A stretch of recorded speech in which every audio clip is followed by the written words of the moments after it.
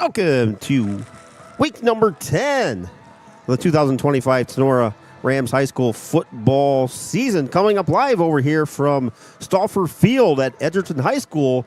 It's the Tinora Rams taking on the Edgerton Bulldogs in the regular season finale. Overall series, Tinora leads the all-time series 35-16 and has won 6 straight meetings in the contest. The last Edgerton win was 2018, a 38-8 win. Edgerton enters at 6-3. They're 3-3 in the GMC, while the Rams enter at 4-5, 4-2 in the GMC. Heading into this final week, Edgerton is 7th in Division 7, Region 26, while the Rams are currently 17th in Division 6, Region 22, and the top 12 teams in each region qualify for the playoffs. Welcome to the Signs Excavating pregame show. Signs Excavating Kansas with your general excavating services, demolition, and emergency repair work. From driveways to ditch digging to site prep, Signs Excavating is here to assist. The Signs Excavating team is committed to doing the job right, on schedule, and within your budget. Based in Defiance, Ohio, Signs Excavating serves Northwest Ohio, which offers reliable, affordable excavating services for your residential, commercial, and industrial properties. Signs Excavating offers all full excavating and trucking services, which include, but not limited to, stone hauling, trenching, demolition, land clearing, and drainage work. Signs Excavating is the official pregame sponsor of Tinora Rams Live. For all your excavating needs, get a hold of Josh, 419-769-2290. For your heavy haul trucking need, get a hold of Brad, 419-481-3738. Visit them on Facebook or go to signsexcavating.com. Looking at the GMC standings as we head into the final week, Paulding is 6-0, Fairview is 5-1, Tinora is 4-2, Edgerton is 3-3, Antwerp 2-4, Ayersville 2-4, Wayne Trace 2-4, and Hicksville is 0-6. Games tonight: Ayersville and Wayne Trace, Fairview and Hicksville, and Paulding at Antwerp. Rams average 24 points a game on offense. 291 total yards for Tinora. 203 of those are passing yards, and the Rams average 88 yards rushing. Tinora is led by junior quarterback Owen Farrell. He leads the team here in 2025. He's 156 of 266. He's thrown for 823 yards, 17 touchdowns, and 11 interceptions. Owen has broken 4 individual passing records here in this 2025 season. And those are most attempts, most completions, most yards in the season, and most touchdowns in the season. At the Rams' backfield is Cooper Replogle. He has run for 534 yards, 6 touchdowns. Cooper averages just under 6 yards a carry. Abram Jimenez has 25 carries for 98 yards, 5 catches for 48 yards. And Doug Hadamer, 42 carries, 104 yards, and 3 touchdowns. At the wideout spots, Dylan Shively has hauled in 38 catches, 579 yards with 6 touchdowns. Josh Lieb, 54 catches, 512 yards, which Josh set a single-season record for catches in a season last week, so congratulations to Josh as well. And Owen Reynolds, 34 snags, 524 yards with 9 scores. Parker Hancock has hauled in 10 receptions for 61 yards, and Liam Bainfeld 6 for 38. Looking at the Rams' defense, they allow 26 points a game. They give up 310 total yards, 155 rushing yards, and 185 passing yards. Carter Radzik leads the defensive lineman along with Drayden White up there. Carter has 43 tackles, 12 tackles for loss. Colby Bum also in the top area of tackles, along with Josh Lieb in the top 3 for Josh, just 7 tackles under the area leader. Special teams duties for the Rams are handled by Parker Hancock. 33 yards a punt, 2 of 3 on field goals, 24 of 26 on point after touchdowns. We're going to pause, and we'll have the playing of our national anthem coming up by the Edgerton Marching Band. As the Edgerton High School Marching Band, under the direction of Ms. Zoe Scott, plays our national anthem.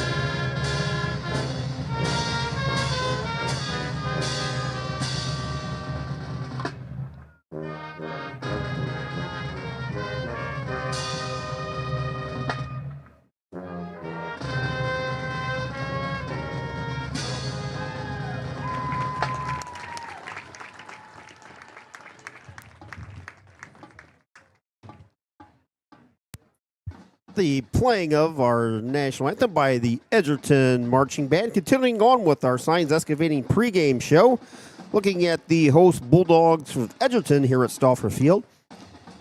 355 total yards for Edgerton. They score 35 points a game. 111 rushing yards per game, 225 passing yards per game for the Bulldogs. Defensively, they allow 299 total yards, 145 passing yards, 154 rushing yards, and they allow 24 points per game on defense. Led by dual threat quarterback Maddox Baker, 1,891 yards. Maddox has thrown for 26 touchdowns. Baker has rushed for 432 yards and another 9 scores.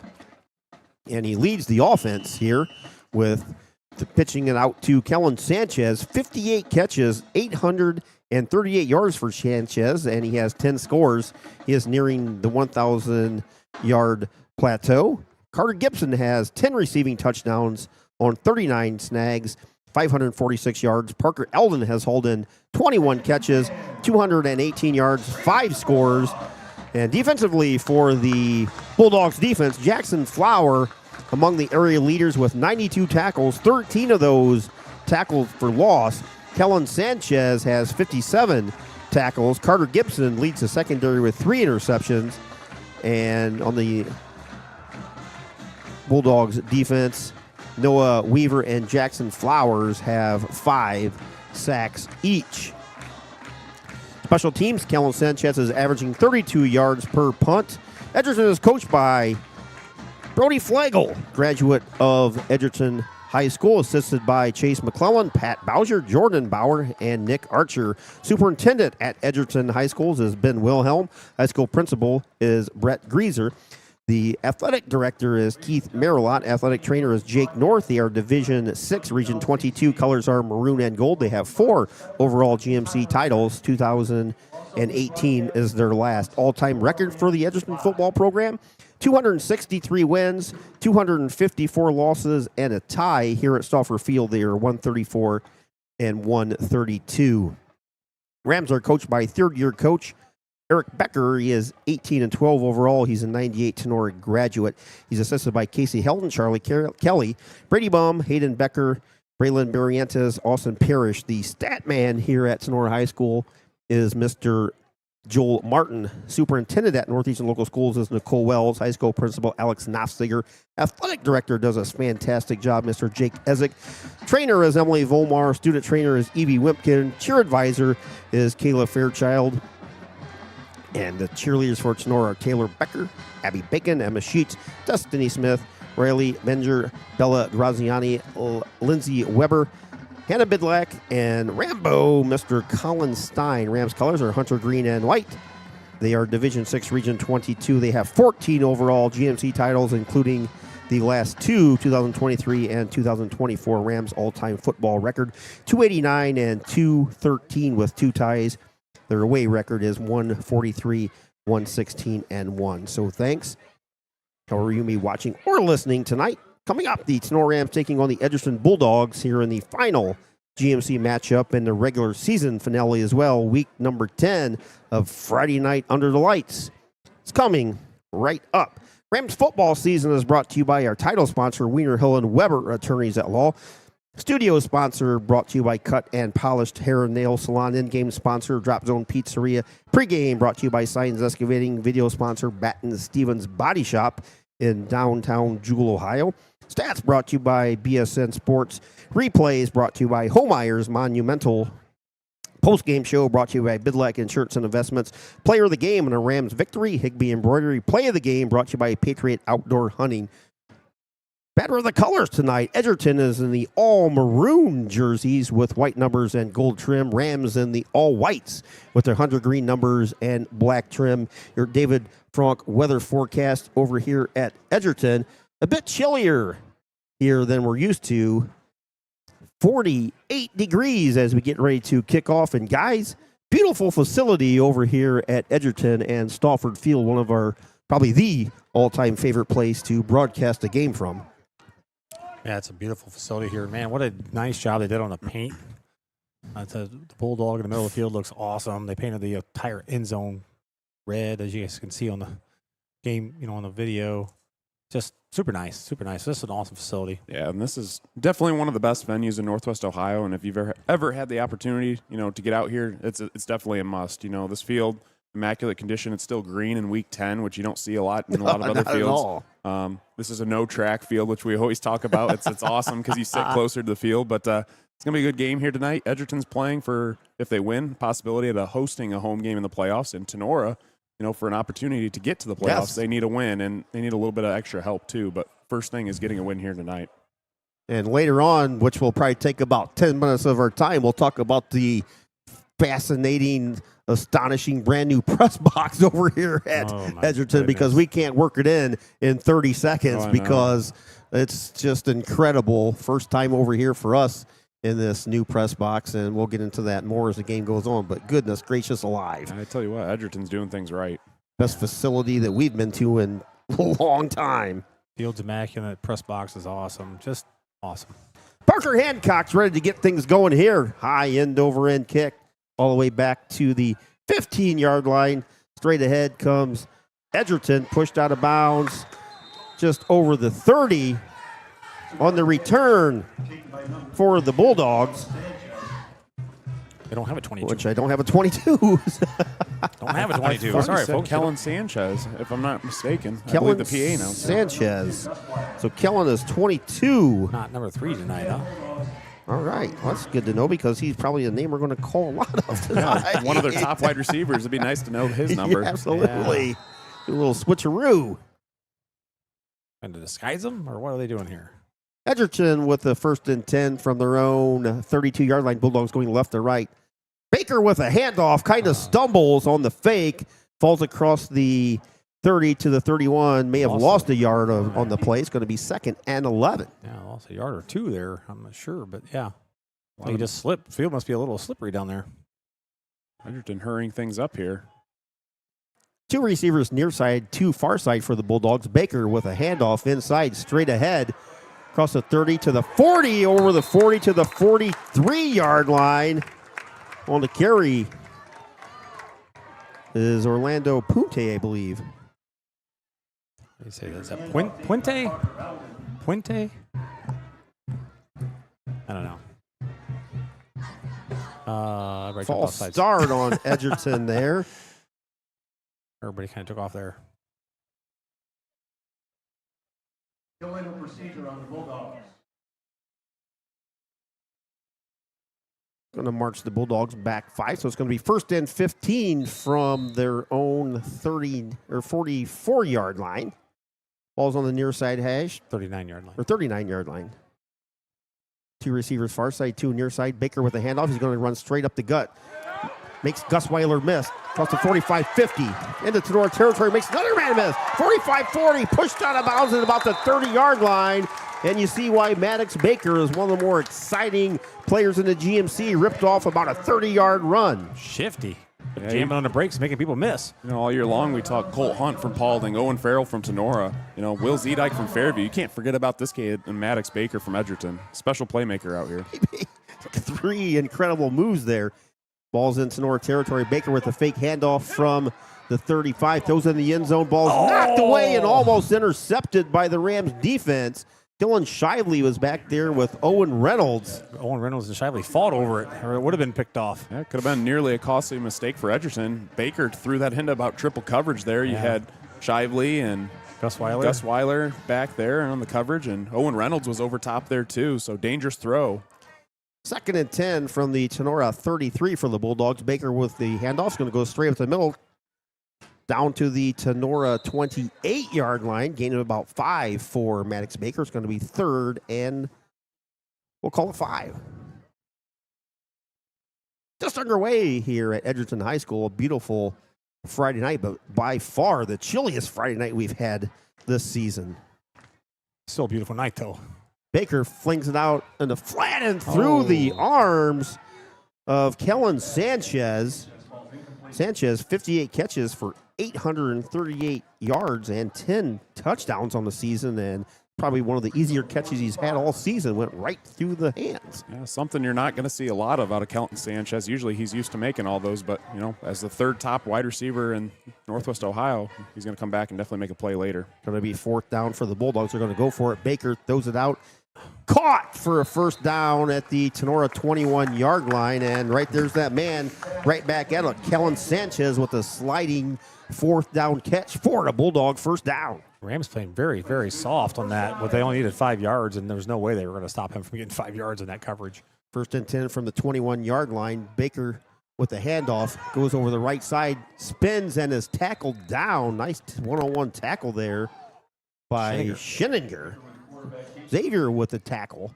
Still a gain of 4. It's going to be 2nd and 6 as the Bulldogs have gone inside the Rams red zone. Ball's placed down at the 17-yard line. 2 receivers near side, 2 far side receivers. Baker with a handoff, looks.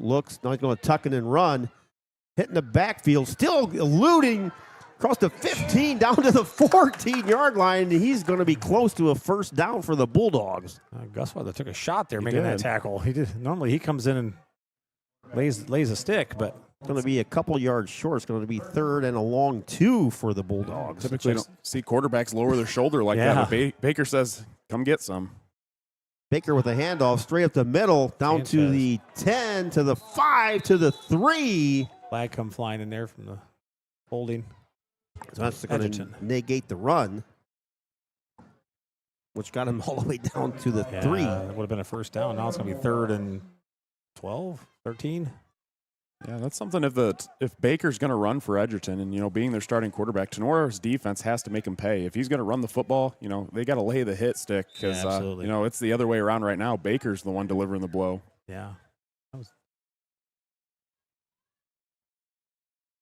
That right there is one of those real costly holding penalties. Yeah, absolutely. Instead of having the ball on the 3, 1st and goal from the 3, now you're looking at 3rd and long from the 20, 22. 3rd and 13. Baker sends a man in motion. That's Parker Eldon. Baker fires towards the end zone, has a man out there, caught for a touchdown.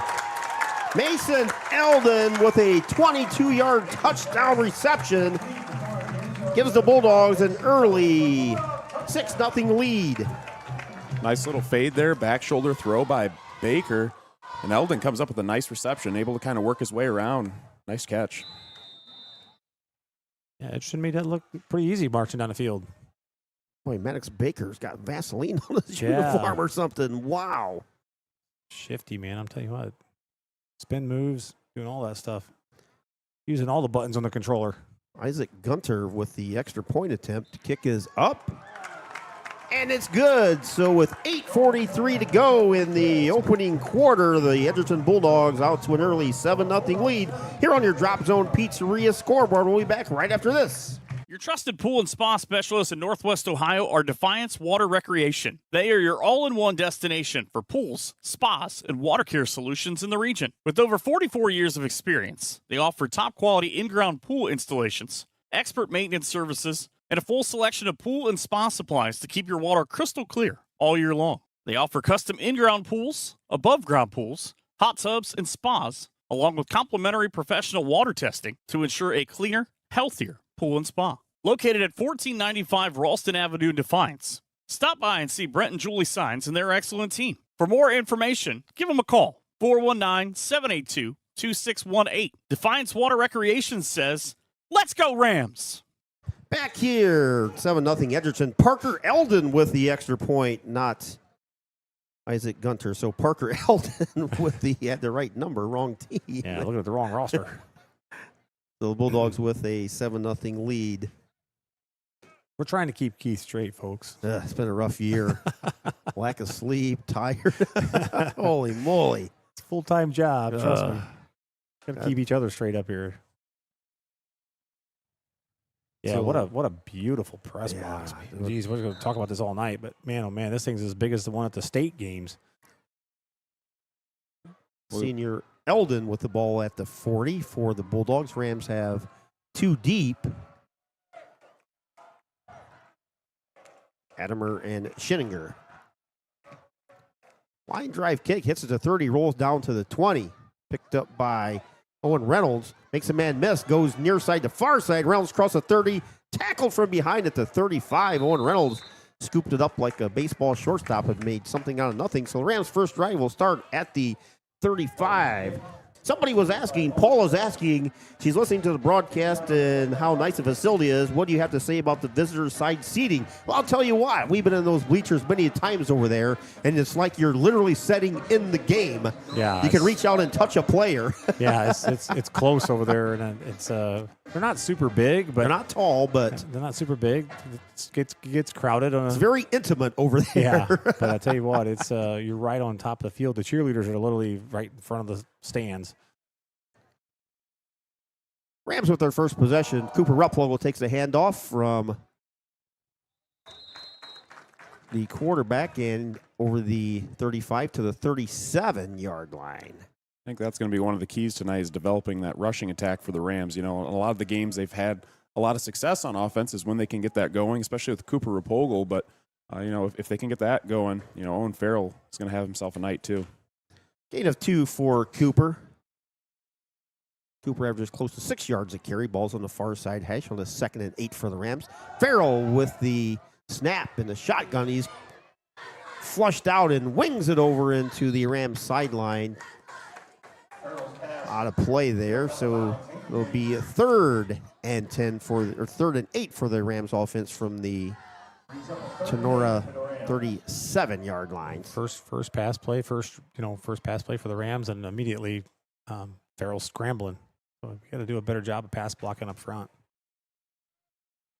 And Rams probably will be missing Josh Lieb tonight off and on. I don't see Josh on offense. No. Josh is going to try and play a little bit tonight on defense. I didn't see him on defense either. Throw out first down to Shively. Across the 45, falls to the 47. That's a Hall crop insurance to our Rams first down.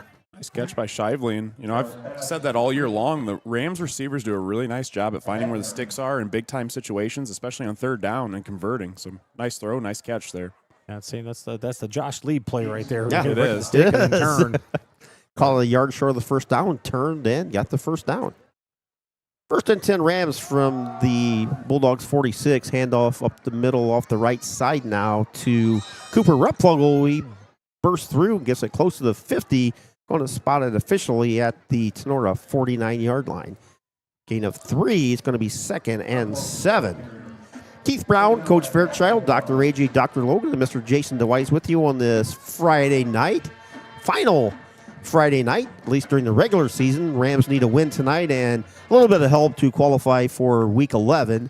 But we'll see tonight about 11 o'clock when most of the results are in what the fate is for all area teams. Fake handoff to Replogle. Farrell fires deep, has Shively out there and catches it at the 20. It's knocked away. Shively was a little juggling act out there. And nice coverage by Parker Eldon. I think Parker Eldon got a little bit of a hand on that. Farrell with nice protection, let it go. Shively He didn't get his hand on it. Shively just didn't catch it clean and couldn't bring it in. initially bobbled it, and Eldon basically yanked his arms away so he wouldn't catch it again. Guys, I don't know if you noticed, Parker Hancock's out there playing right tackle tonight. Oh, is he? Yeah, number 74 there. Oh, geez. Parker was on center last week, so. Yeah. 3rd down and 7 for the Rams. Farrell in the shotgun under the pressure, and he is sacked at the 40-yard line by the Bulldogs. Bryce Schrader. Wow, that was just a bull rush. Yeah, just a man beater. Bryce Schrader just beat him up right up the middle and absolutely nowhere to go. Farrell gets pressured and goes down with a sack. Thank you, Mean Gene Sugg. Says that happens to the best of us when I announce the wrong name. Parker Hancock back to punt. Parker averages 32 yards per kick. Good snap, good kick, high, short kick. Hits at the 35-yard line and deflects out of bounds over into the Tinora band. So the Bulldogs will have their second possession here, leading 7-0 with 6:04 to go in the first quarter on your Drop Zone Pizzeria scoreboard. Just a little bit of a difference in some momentum here to start the game. I just feel like Edgerton's come out with a little bit more energy than Tinora, and Tenora's got to pick it up. This is a big game. If they want any shot at getting in the playoffs, this is a must-win. So. Yeah, they're acting like they're kind of playing like they don't really care right now, to be honest with you. So the Bulldogs will start 1st and 10 from their own 35. Ball's on the far side hash. Baker with a fake handoff. Going to take it himself. He's caught in the backfield. Nice tackle back there by Doug Hattemer. Actually, the tackle was made by Abram Jimenez. Yeah, right off first the one. edge. Yes. Hattemer piled on top, but Jimenez came right downhill and got him. Yeah, nice play by Abram. Came right down the line of scrimmage and was able to come up with a tackle for loss. Liam Bainfeld in that area as well. So loss of 1. 2nd and 11 for Edgerton. Baker takes a snap, fakes the handoff. Under pressure, rolls near side, looks, fires it out there, has a man caught at the Tinora 40-yard line by Kellen Sanchez. That's a catch. Nice job of getting his foot down on that. He may actually got both feet in. He may have. Nice throw, nice catch. Holmeyer Monumental replay coming up. They got one They in. got one in. That's all you need. That's all you need in high school. So the Bulldogs in Ram territory at the 39-yard line. Baker with the handoff straight up the middle. Down to the Sonora 38-yard line. Puente on the carry. Nice stop there by linebacker Kobe Baum. Carter Radzik taking on the block and opening up a lane for Kobe to make the tackle. Senior 2-year letter winner, Orlando Puente. Bulldogs going quick. Fired out on the far flat. Caught by Sanchez at the 30 to the 25 to the 20. Pushed out of bounds deep in Sonora territory. See where they officially spot it. Right at the 20. Stepped out at the 20. Tony, you brought it up earlier. Tenora's playing a little bit of soft coverage there, and Kellen Sanchez just runs a little 5 and out. He's able to pick up a huge gain of about 10 to 15 just because there's a lot of room to run after the catch. Yep. He needed about 160 yards for 1,000. He may get that tonight. Yeah, I was going to say 162 is what I got wrote down. 1st and 10, Edgerton from the Rams 20. Ball's on the far side hash. Puente in the backfield with Baker. Sanchez comes in motion. Resets. Baker takes the snap. Maddox looks in the end zone, throws to the 15-yard line, and it's caught out there by Carter Gibson. Gibson, 39 catches, 546 yards, and 10 touchdowns on the season. Gain of about 6. Going to be 2nd and 4 for the Bulldogs as we are under the 5-minute mark. Bulldogs with a 7-0 lead over here at Stauffer Field. Near side hash, Baker takes a snap, hands it off to Puente, straight up the middle, gets down to the Sonora 9-yard line. That's enough for a Bulldog. First down. Needed 4, got 5. 1st and goal. Right at the 10. Right at the 10. Bulldogs going quick here tonight. Baker with the handoff. Little flare out there. Read nicely Nice play by Shively by there. Dylan Shively. It was caught by Carter Gibson. Edgerton runs a very similar offense to Fairview and definitely taking the no-huddle kind of up-tempo pace from the Apaches playbook. Lost the yards, going to be 2nd goal from the 11. Pass out to Sanchez, catches it at the 5 on the far side. Breaks 1 tackle, but not a second. Tackled at the 4. It's going to be 3rd and goal from the Tinora. They're going to spot it officially at the 5, so 3rd and goal from the 5-yard line for the Bulldogs offense. As we're under the 4-minute mark here in the first quarter, 7-0 Edgerton. Edgerton lining back up right away again. 3rd down this for Tinora. You got to buckle up here. Big-time stop is needed. Baker with a handoff, rolls near side, looks. He's going to take it and run. Now he's going to pitch it to Sanchez. He takes it in for a 5-yard. We're going to call it a touchdown pass for now. Wow. Shovel pass. It was almost like it was a design sprint out to the right, and then, there's no one open downfield. So what does Baker do? He flips it to Sanchez out in the flats and is able to get in, run to the pylon for a touchdown. Yeah, here that was a design play. He just stands there in front of him in case there's nothing there. You just flip it and go. I like that play. That's a pretty cool play. Yeah. So with 3:34 to go in the first, Edgerton with a 13-0 lead. Extra point attempt coming up by Parker Eldon. Eldon's kick is in the air. And it's good. So with 3:34 to go in the opening quarter, the Bulldogs have grabbed an early 14-0 lead over the Tinora Rams. We'll be back right after this here on Tinora Rams Live. Wow, boys. Higby Embroidery of Defiance offers custom screen printing and custom embroidery to local high schools and individuals from all areas. Connie Higby and her staff have been serving and supporting Tinora High School as well as the Tri-County area since 1999. From throws to t-shirts to school jackets and much, much more, Higby Embroidery is here to serve your custom needs. Higby Embroidery also offers custom artwork if it is needed to complete your project. Higby Embroidery is located at 1940 East 2nd Street, right here in Defiance, Ohio. Contact them at 419-428-3000 or visit them online at higby.com or Higby Embroidery on Facebook. If you are looking for a customizable item, Higby Embroidery is your place. Higby Embroidery, a proud sponsor of the Tinora Rams Live Player of the Game Award. Looking to buy or sell property in Ohio or Michigan? Then you need to talk to Kenton McQuillan. Back at Edgerton High School, Stauffer Field, the Bulldogs with a 14-0 lead over the Tinora Rams here in the first quarter. So I have 3:34 to go, guys. Yeah, it's been a fast start for Edgerton, man. They just marched the ball right down the field both times and really with no resistance. The Rams are going to have to make some adjustments here. See why Edgerton's averaging 335 total yards in offense. Yeah, they're going to average more than that. Parker Eldon has it teed up again, I think, for the second time at the 40-yard line. Eldon in the all-maroon jerseys hits a line drive kick, hits it to 25, scooped up by Hattemer at the 17, across the 20, 25, gets to the 30, pushed out to the 33-yard line. Well, the Rams will take over for their second offensive possession, trailing 14-0 here on your Drop Zone Pizzeria scoreboard.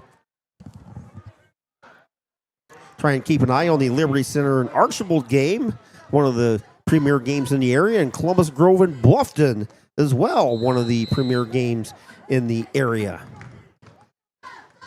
So we appreciate everybody for tuning in all season long here on Tinora Rams Live. Keith Brown, Coach Tony Fairchild, Dr. A.J. Fairchild, Dr. Logan Bailey, and Mr. Jason DeWise, brought to you all 10 weeks this season. Rams will start at the 33. Farrell back to pass, throws it out there in the flat, a little bit short to Dylan Shively. Has to come up and can't scoop it off the green grass here at Stauffer Field, so it's going to be 2nd and 10. Shiley was wide open. Ayersville defender, I believe it was Parker Eldon, slipped and fell. Well, Shively might have been able to break loose and get some extra yardage out of that one, but Wayne Trace over Ayersville, 14-0 already, guys. wow. Good friend Gary Brown. A pick 6 for the Raider defense. 2nd and 10 Rams. Farrell, straight back drop, fires it out. Caught by Reynolds at the 37-yard line. And he is hit immediately by Maddox Baker. Gain of about 5. It's going to be 3rd and 5 for the Rams offense. With a win, Edgerton has a chance to secure at least a home game, depending on how everything falls in place tonight.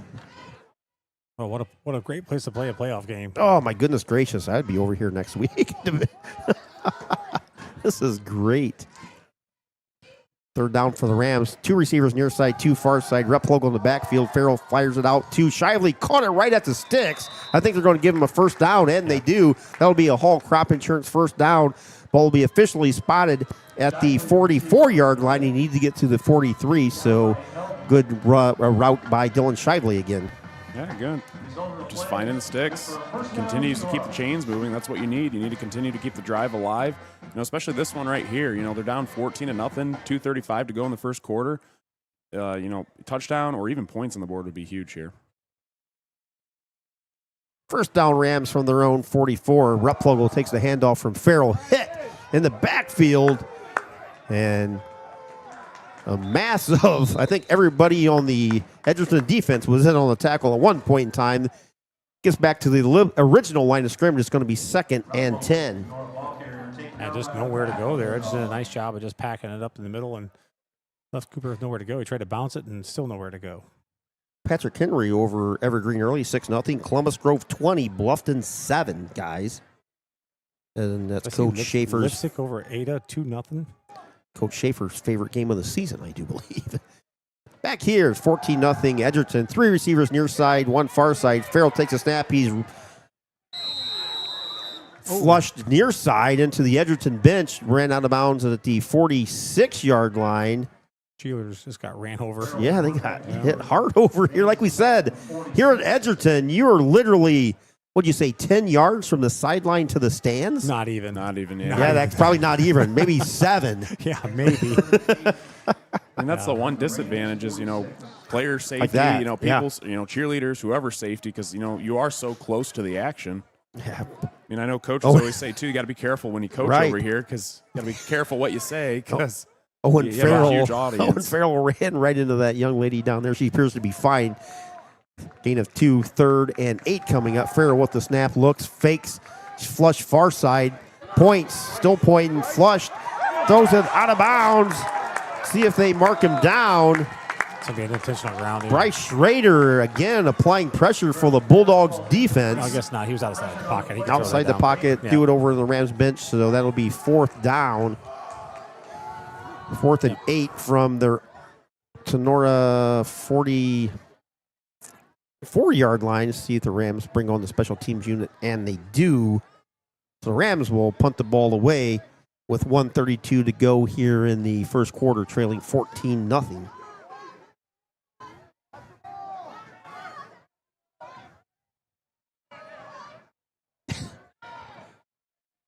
Parker Hancock.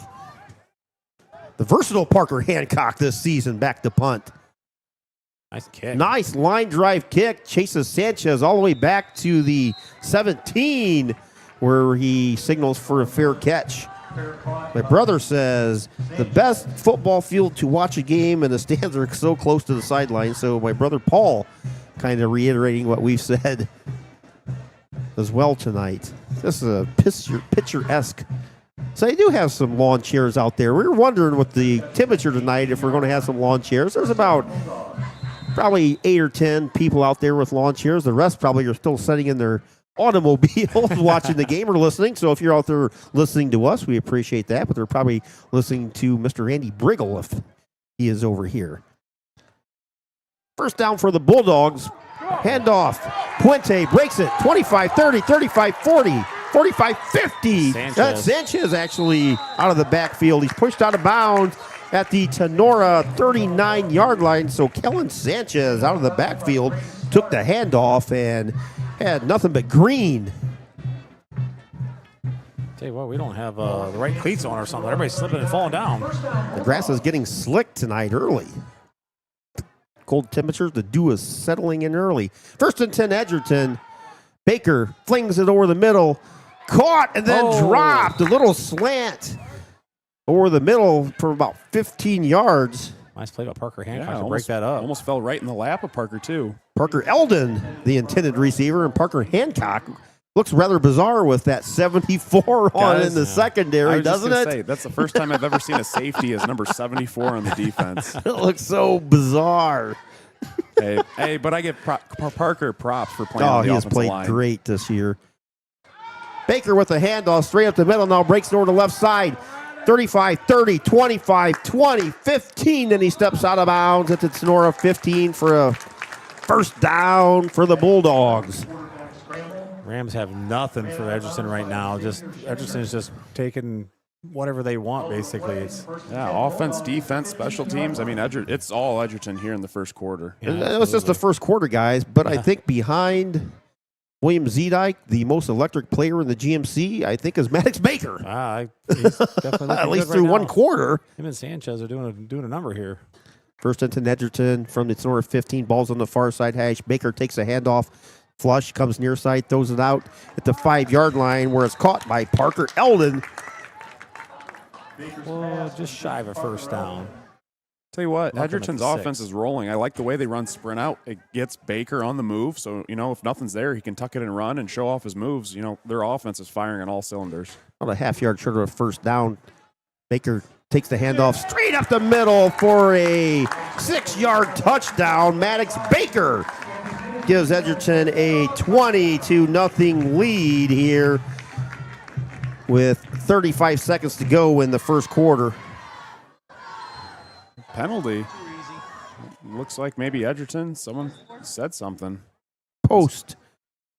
I would assume that's a post-possession foul. Unsportsmanlike on the Bulldogs. Probably be on the kickoff, I'm assuming. Yeah, looks like an Edgerton player said something they shouldn't have. Yeah. Well, the last Edgerton victory, Logan, against Tinora was in 2018. I was just thinking about that. When the last time Edgerton even beat Tinora was? It wasn't 2 years ago, but 4 years ago when we were over here, I think KP DeLarber, didn't he have 6 touchdowns in the first half? Yeah, I mean, he could have had 10 or 12. Oh, yeah, it was. They pulled him in the early second half, but I think they got one series in the second half. yeah, I think KP could have probably broke rushing yards and touchdowns no in a doubt game about it. for state record. Yep. Parker Eldon's extra point, high enough, long enough, and it's good. So 35 seconds to go here in the opening quarter. Little chippiness going on Bulldogs. down there, guys. Little chippiness. There's a flag thrown on that play. I'm not sure what it is. Probably another unsportsmanlike, it appears. It's thrown early. See what the official says. Dead ball, personal foul on Edgerton. So if that's correct, guys, I'll have 2 separate 15-yard penalties, so they'll kip from the 10. Wait, I'm not sure. That flag was thrown during the kick. It was thrown right away. So it should be during the play, but yeah, I think they have to go back and re-kick it. But I don't know. apparently not. It doesn't look like they're going to do that, but I don't know, guys. Tenora's just got to pick it up. Edgerton's over here. I mean, yeah, they got 2 unsportsmanlikes, but they're absolutely excited right now. They're playing with a lot of energy. Tenora's got to come back and give them something here. Yeah, Edgerton's acting like they still got something to play for. They are, yes. Tinora, unfortunately, is not playing that way right now. I mean, Tenora's got a lot of kids banged up, don't get me wrong. I mean, with a lot of kids out there playing with injuries. You got Josh Lee that's not playing because of his injury. You lose that leadership on the field with Josh Lee, but he's a junior, but he's still a leader. That kind of stuff hurts. Not only do you lose the athleticism of a Josh Lee, but you also lose that leadership ability as well. Eldon's point after attempt is good. With 35 seconds to go in the first quarter. well, Eldon's got the ball. Well, he will tee it up here at the 40, so I don't know if it was I don't know. unsportsmanlike on. The first one was on Edgerton, so the second one would have had to been on Tinora then if they're putting it at the 40. I have no idea. They pointed them both at Edgerton. So- Yeah, that's what I thought. I was going to say, wouldn't it be assessed on the It should kickoff? be. It should be assessed on a kickoff, but I'm not sure what they're doing here. It was a ghost penalty. It was on the ghost man. What are we even doing here, guys? Yeah, what are we even doing here? Directed towards- Same old every week. 21-0 Bulldogs. 35 seconds to go on your Drop Zone Pizzeria scoreboard. And Parker Eldon with the ball at the 40, kicking from left to right in his all maroon Edgerton Bulldog jersey. Line drive kick, little squib at the 30, picked up by Shively to the 35-40. Breaks through, falls forward to the Tinora 45-yard line, so the Rams will have decent starting position at the 44-yard line officially.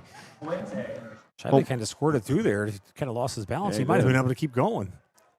Guys, this is the moment, too. If you're a senior, there's 5 seniors on the team. You got to rally the troops right here, right now. I mean, it's possibly your final game, Yep. an opportunity to make the playoffs. Get the guys going and get something positive moving in the right direction. Even if you don't score here, at least get the ball on the other side of the 50. Yep. See if the Rams offense can put something together here. Trailing 21-0, 29 seconds to go in the opening quarter. Ball's on the near side hash. Farrell has Rep Logo right behind him. 2 receivers near side, 1 far side. Farrell takes a snap, looks downfield, fires far side, has Dylan Shively out there. Shively with the catch at the Edgerton 21-yard line.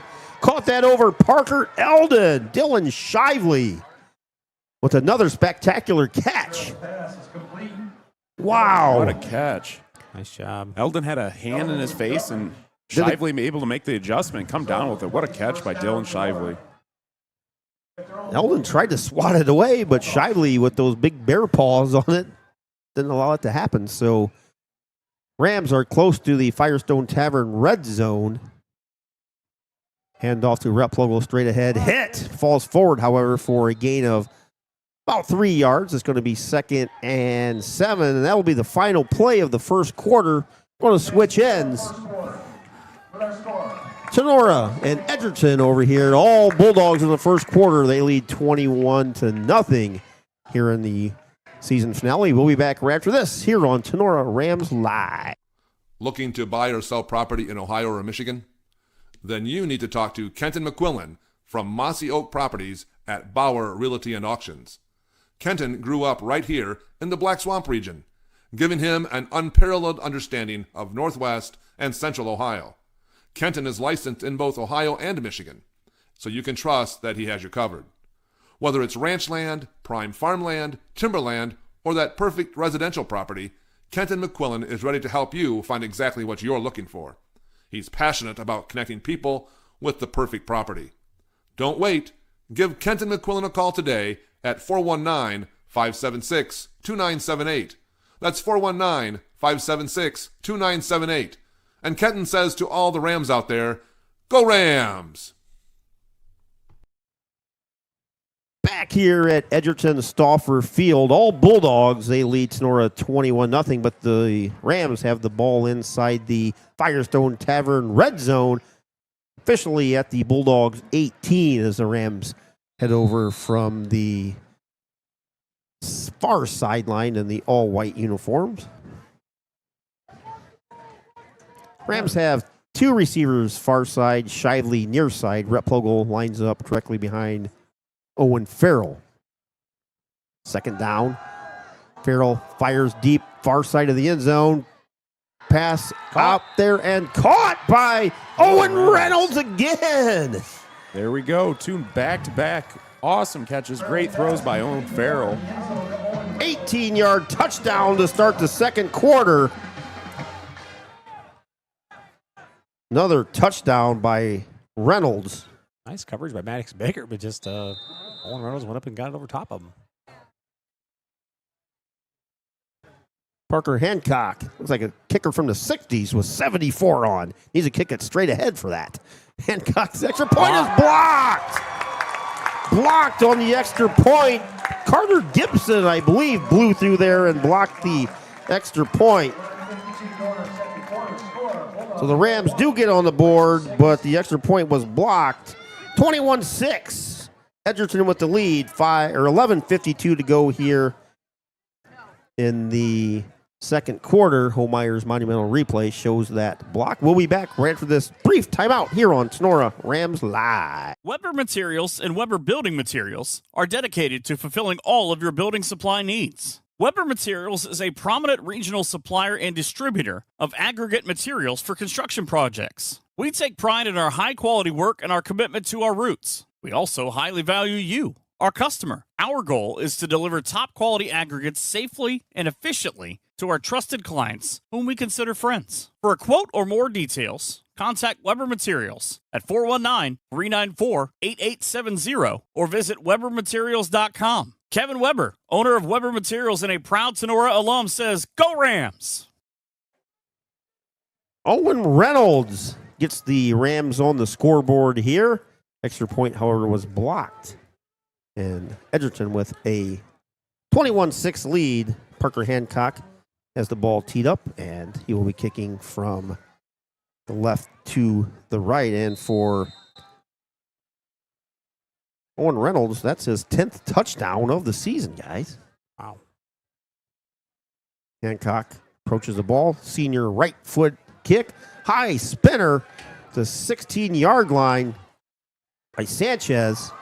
Breaks over to 30, steps out of bounds. Well, no, he stayed in bounds. Nope, Yeah, that's going to say, I thought he stepped out of bounds about the 36, and he did. Made a man miss and then scampered across the 40, but the official marks him down at the 37-yard line is where they're going to officially mark the ball. So the Rams defense has yet to stop this Edgerton offense. 3 drives for Edgerton, 3 scores. Guess I can close this a bit. Coach can't see through the double bank window here. Blue Streaks take the lead over Liberty Center 7-0. Wow. Baker with a scramble out of the backfield and had his feet fly out from under him for a loss of 2 yards on the play. Going to bring up 2nd and 12 from their own 35-yard line.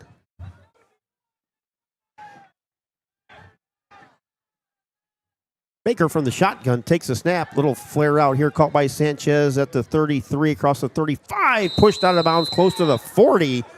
Replogle and Reynolds on the play for Tinora. It's going to be 3rd and a long 7. Well, 3rd and 8 we'll call it for the Edgerton offense from their own 39-yard line. Just over 11 to go here in the half. 21-6 Bulldogs on top of the Tinora Rams on this Week 10. Puente goes in motion. Now he sets. Baker all alone, takes a snap, rolls far side, looks, throws it out there. Incomplete. Intended for Parker Eldon. Little Patrick Mahomes, little sidewinder on the throw there. Went into the Tinora bench, incomplete. Going to be 4th down. So the Rams defense does hold. Owen Reynolds back for the Rams. He is at the 35, also joining him is Dylan Shively. Kellen Sanchez to punt for Edgerton. Averages 34 yards a kick. At Liberty Center, Archbold, second quarter score, 7-0 streaks. They're no surprising, really. Good snap. Sanchez with the kick. Out of bounds. Short out-of-bounds kick to see where they spotted. Probably about the 40, 45. Let's see. Oh, no. They're not doing a very good job of playing it up here. Oh, it's got to be way before that. Okay, now we're getting it together. I'm like, going to officially spot it at the 36-yard line. So the Rams can get right back into the game with the score on this possession, trailing 21-6, just under 11 to go in the half. Yeah, good stop by the Rams there. Finally on defense, was able to get a stop, and now they go get the offense going here. Get themselves back in this game. Maddox spinner to Anderson Bentley from 14 yards for that score. 8:56 to go in the half. Here, Farrell throws it out in the flat, caught by Reynolds. He slips at the 40, maintains his balance across the 45. That's going to be enough for a first down as he's pushed into the Rams bench over there. Gain of about 12-13 on a Hall crop insurance. First down. Yeah, nice catch by Owen Reynolds, right down the line of scrimmage. Was able to make a little bit of a juke move and puts a stiff arm on and able to pick up the first down. Yards after catch. Those are crucial. Crucial. Because I'd really like to see the Rams run a dump pass here to Schiniger. I don't think they're paying a lot of attention to him, and he's got some wheels, and all he's got to do is just run straight up the field because they're not playing with a safety. They weren't playing with a safety over top. Not over top him. He could just take off, go up the field. 1st and 10 Rams from the Bulldogs' 46-yard line. Farrell back to pass, going to throw deep to Shively. Shively's out there, in and out of his hands. Incomplete at the Bulldogs' 20. He may have got away with a little push off on Parker Eldon. Yeah, I think that was why Shively actually dropped the ball. I think you're right. He didn't get his hands up in time. Yeah, he was worried about pushing off and not catching the ball. So I don't think he was worried about pushing off. He did push off. yeah, I was just saying, he had his hands down there pushing off and didn't get his hands back to catch the ball. One of those little varsity moves, but usually it's not quite out in the open like that. If you're a little confined, you give a little shove to the back area to give yourself an extra yard or two, but no flag on the play. It's going to be 2nd and 10 for the Rams from their own 47-yard line. Hand off to Replogle, caught in the backfield, and he goes nowhere. Probably going to lose a couple yards on the play. Puentes and Schrader there for the Bulldog defense. It's going to be 3rd and long, 3rd and 11 for the Tinora offense. 21-6 Edgerton, just over 10 to go here in the half. 3rd down and 11, Tinora. Rams got to get this manageable here. Give it maybe take it so they can take a shot at 4th down, but Rams break the huddle, go 2 receivers far side, 2 near side receivers, and Replogle behind Owen Farrell. 3rd and 11, Farrell throws it far side, has a man out there caught by Schiniger at the 45 of Edgerton, but he's going to be about 3 yards short of the first down. See what Coach Becker wants to do here, trailing 21-6, 10 minutes to go in the half. I think he's going for it. Going to be 4th and a long 3 here. Farrell's pass complete to Shaver. Sanchez. Edgerton has 220 total yards of offense on 26 plays. The Rams have 95 yards of total offense on 19 plays. Most of those yards from the arm or legs of Maddox Baker, if not all of them. Huge 4th down for the Rams offense. 4th and 3 from the Bulldogs 47. Thrown out into the flat, and it's knocked down. Nice defensive play by Carter Gibson. Turnover on downs. Edgerton will take over. Nice play by Carter Gibson. Just able to jump that passing lane and get the deflection and turnover on downs for Tinora. But, yeah, Tinora comes up empty there. But, boy, would that have been nice to cut that lead down a little bit more. Long throw on a 4th down play. I don't think I throw it all the way across the field. Yeah, I that was a something, long throw. A little curl route in the middle, maybe underneath the linebackers or run a safety there. Or if you're going to do that, at least get your quarterback on the move. Run a little bit of sprint out so he's running towards the receiver. Correct. Bulldogs take over on their own 45, 1st and 10. Ball's on the far side hash. Baker fakes. He's going to throw deep. Pass over the head of his intended receiver, Mason Eldon. Nice coverage on the play by Tinora. And Cooper Replogle and Grady Stark out there. Last week, we talked about several times Grady with a nice effort versus the Paulding Panthers offense. Absolutely. 2nd and 10 Bulldogs from their own 45. Ball's dropped in the backfield. Puentes scoops it up and gets something out of nothing. Actually got a nice gain of about 3 or 4. Got the charity hop there. Hop right up where they scoop it up. The hometown hop there. Mm-hmm. Going to be 3rd and long, 3rd and 7 for Edgerton. Still their own side of the 50 from the 48. Baker under pressure. Going to tuck it and run. Now he's going to throw out of the backfield. Called by Puente at the 40. Down to this north 35 again. What a one-handed catch by Puente. Maddox Baker, Mr. Excitement, makes something out of nothing for the Bulldogs. Wow. At the Tinora 36-yard line. Incredible. Maddox Baker will get his total yardage here when we have a second. Got 60 yards rushing, and he's 11 of 16 for 116 yards passing. So he surpassed 2,000 yards for the season. He needed 109 coming into the game. Sanchez with the handoff, 35-30 into Tinora territory, down to the Rams' 29-yard line. On that great play by Maddox Baker there, the Rams came after him, and they had him. They just missed. Just wasn't able to make the tackle there. Going to be 2nd and 3 for the Bulldogs. 21-6 Edgerton, under 8 to go here in the half on your Drop Zone Pizzeria scoreboard. One receiver far side, that's Carter Gibson. Near side receiver is Orlando Puente. Straight up the middle goes Edgerton. They get across the 25 down to the 22-yard line. And that's going to be enough for a Bulldog 1st down. Again, Sanchez, very serviceable back tonight, doing a great job for the Edgerton Bulldogs. Yeah, doing a little bit of everything. They are. Yeah, a little bit of a shovel pass there, kind of a misdirection. Baker stepped to the left, and Sanchez was coming to the right. And you've seen quite a few shovel passes here tonight out of Edgerton. 1st and 10 Bulldogs from the Tinora 21. Ball in the center of the hash. They have 2 receivers far side. One comes in motion. Fake handoff by Baker. Throws it out of the flat. Caught out there by Carter Gibson. Knocked down about the Tinora 15. 6, maybe 7. It's going to be 2nd and short. 2nd and we'll call it 3.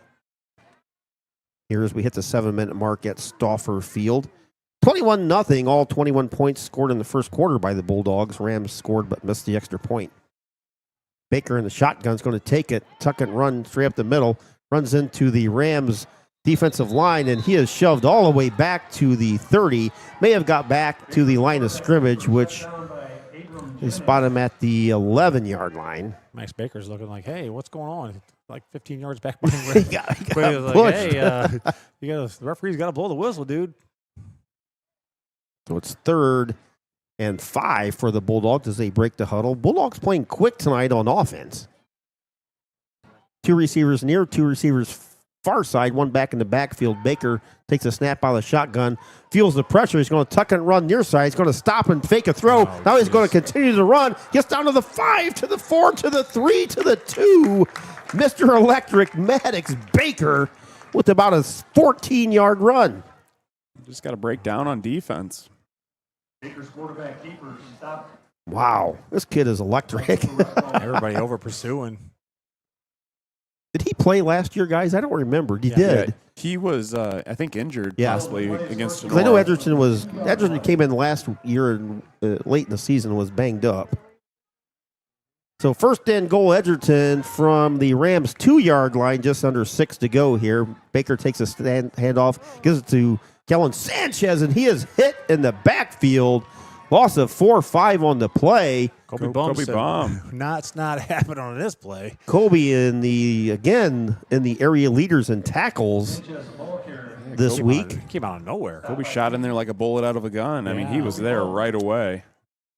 Nice play. Kobe 6th in the area. Josh Lieb is 3rd. And as always, shout out to Mama Bum, Dolores Bum, always watching us on Tinora Rams Live. We appreciate that. And Pittsburgh Sue. Got to see Pittsburgh Sue a couple weeks ago at Tinora. Pittsburgh Sue always watching with her great husband as well. Second and goal, Edgerton from the Tinora 5. We have a whistle as the flag goes flying. Flag on the play, call offsides against the Rams. So the Rams defense jump offside, so they're going to move it half the distance to the goal line to the Tinora 3-yard line. Ball's in the center of the hash. Baker in the shotgun has 3 receivers with Puente in the backfield. Baker takes a snap, goes far side, looks, throws into the end zone where it's knocked away. Pass was intended for Parker Eldon. Pass intended in the corner of the end zone for Eldon. And Parker Hancock back there.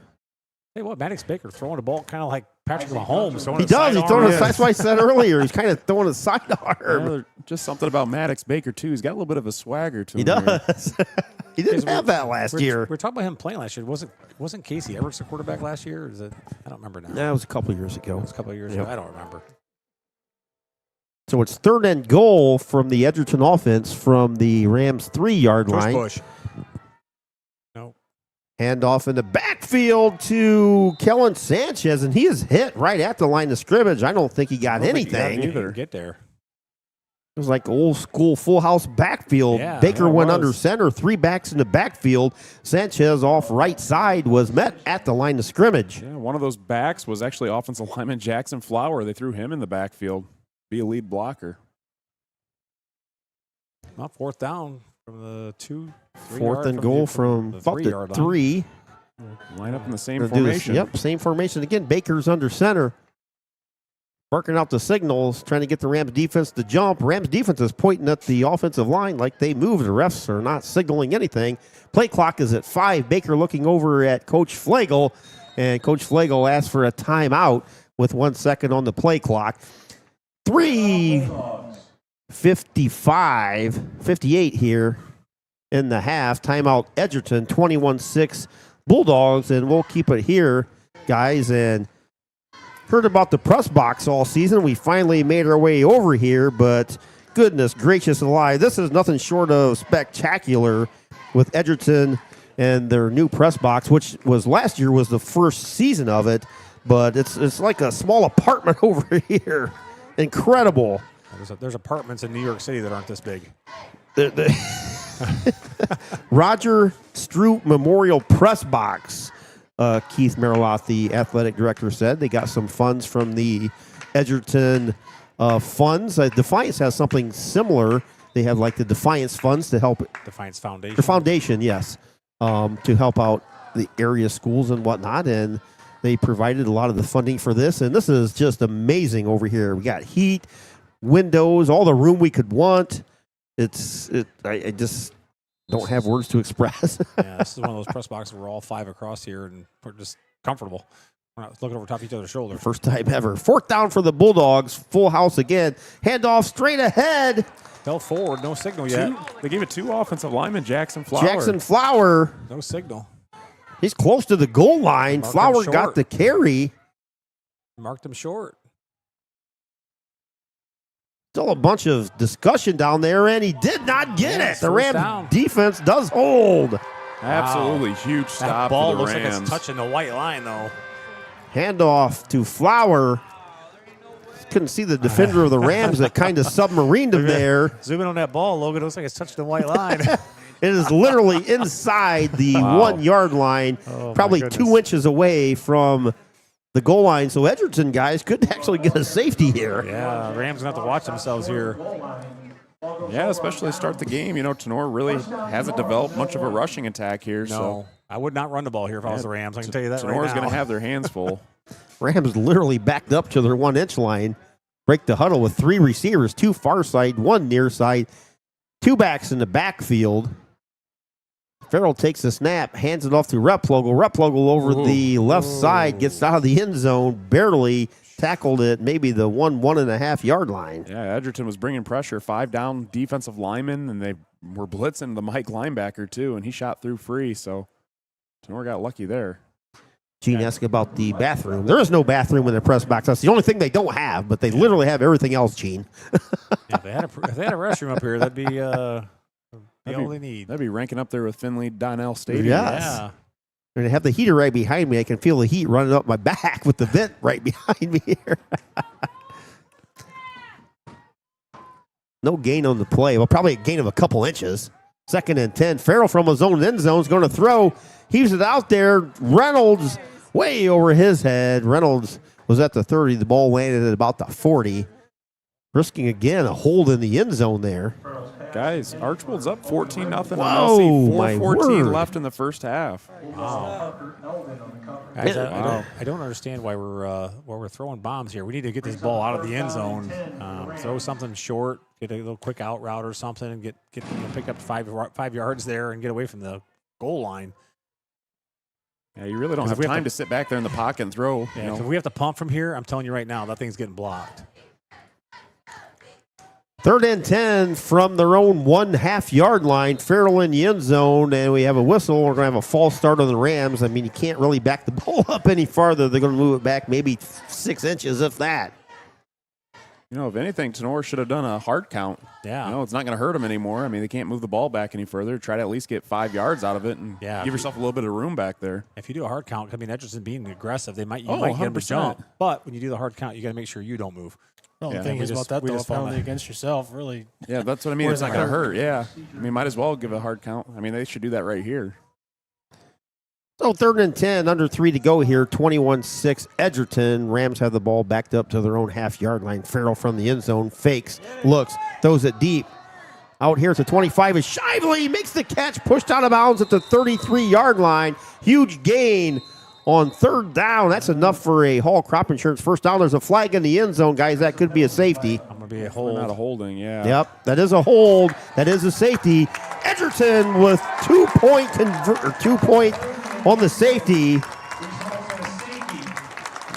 Kind of the thing we talk about, you know, dropping back to throw a deep pass. I mean, put your offensive lineman having to hold up blocks a long time. And Yeah, that's some of the stuff you gotta get them out of the goal line on that. You gotta have some of those high completion percentage passes, real quick stuff, just to get it away from the goal line. Correct.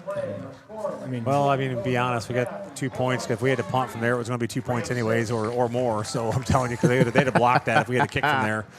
Parker takes a couple seconds to get rid of the ball, and only having 8 yards to step with, it would have been blocked. No doubt in my mind.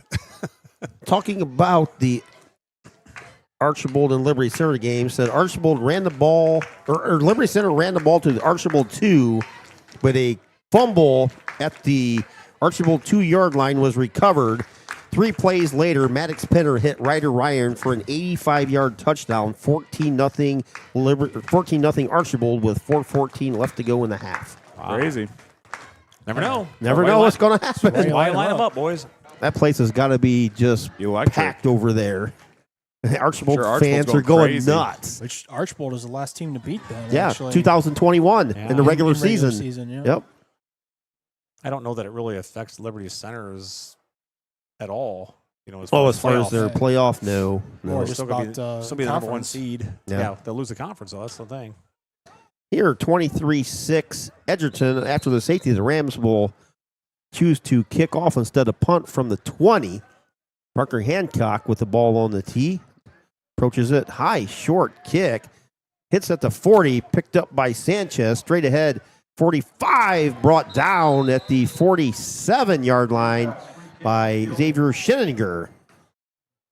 By Sanchez. Schinninger kind of tossing him around like a rag Yes, doll he there. did. Taken down on the play Tell you, that's by somebody they need to get more involved in the offense. Schinninger is fast. He's agile. They need to get him the ball. And right now they're throwing to Reynolds. They're throwing to Shively. You need to get some of the other receivers involved because since you don't have Lieb down there to throw the ball to, you got to get somebody else involved. 2:36 to go in a half. Bulldogs with a 23-6 lead, looking to put more points on the board here. Baker in the shotgun from their own 46. Maddox fires it out there. Ball's caught in Tinora territory at the 46-yard line by Parker Eldon. taken down by Gain of about 7. It's going to be second and close to 3 here. I just can run that all day long, guys. They're playing such a soft coverage. He just stops, curls, throw the ball.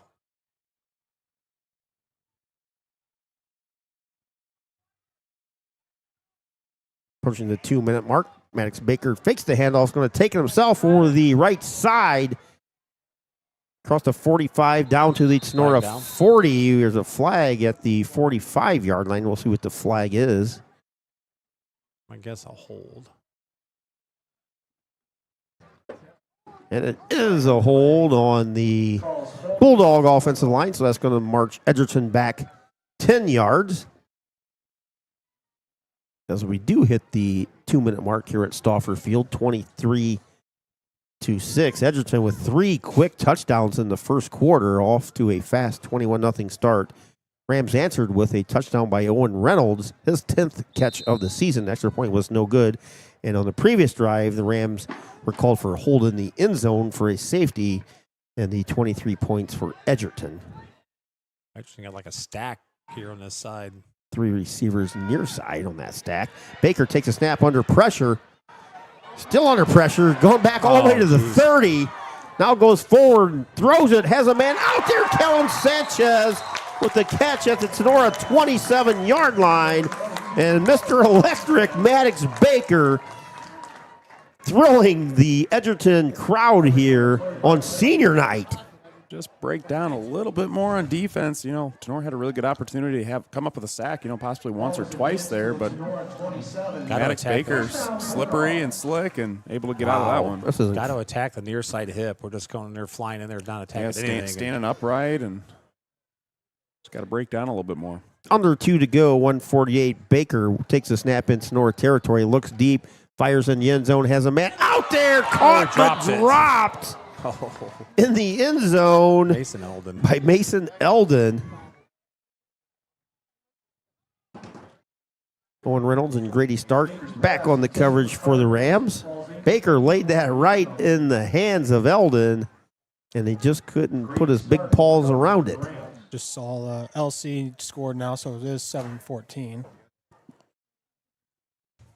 So the Tigers back in the game, which Grove's close there, yeah, 35-20. So that could be a game. that's a first half score still. Yeah, that's a lot of points. Second and 10 for the Bulldogs from the Tinora 27-yard line. A little pass out of the backfield. Caught by Sanchez at the 25. Makes a man miss at the 20. Comes near side. Sanchez at the 15 where his feet slides out from under him. A flag comes flying in late. I don't know if he got a hold of the face mask maybe. Saying he hit him after he slid. He was already engaged. So Sanchez caught the ball at the 30 on the far side. Came near side. I don't know what the flag's for, actually. He mask him? Slid down. I don't know No what that face tackle mask. was That's in on the the face replay. mask. He just wrapped his head up. I didn't. Almost kind of like a headlock a little bit. Yeah. But, I mean, it wasn't egregious or anything. No. See, they already do the official signal. I think it's didn't. more or less just kind of how he slid down. Yeah. I tell you what, though, this is like watching the Kansas City Chiefs. You know, the play broke down, and Baker just flips it to a guy standing there and able to make a big play. First and goal, Edgerton from the Tinora 8. Balls on the near side hash. They have 3 receivers near side, 1 far side, 1 back in the backfield. That's Orlando Puentes. Fake handoff to Puentes. Baker straight up the middle. Gets to the 3, to the 2. Bulldogs are pushing him in, and he's close. Down at the 1-inch line. The referee's walking in on the white line. That's familiar territory there. Bulldogs were right back here on their previous drive and could not get in as the Rams defense stacked up the Bulldogs on 2 straight plays from the 1-inch line. Now Edgerton, with 1 minute to go here in the half, drive right back to the Tinora 1-inch line. Tenora's going to need an Ohio State goal line stand here. Let's take Maddox Baker straight forward. Baker with the handoff. Pulls into the end zone for a 1-yard touchdown. So Maddox Baker gives the Bulldogs a 29-6 lead here with 47 seconds to go in the half.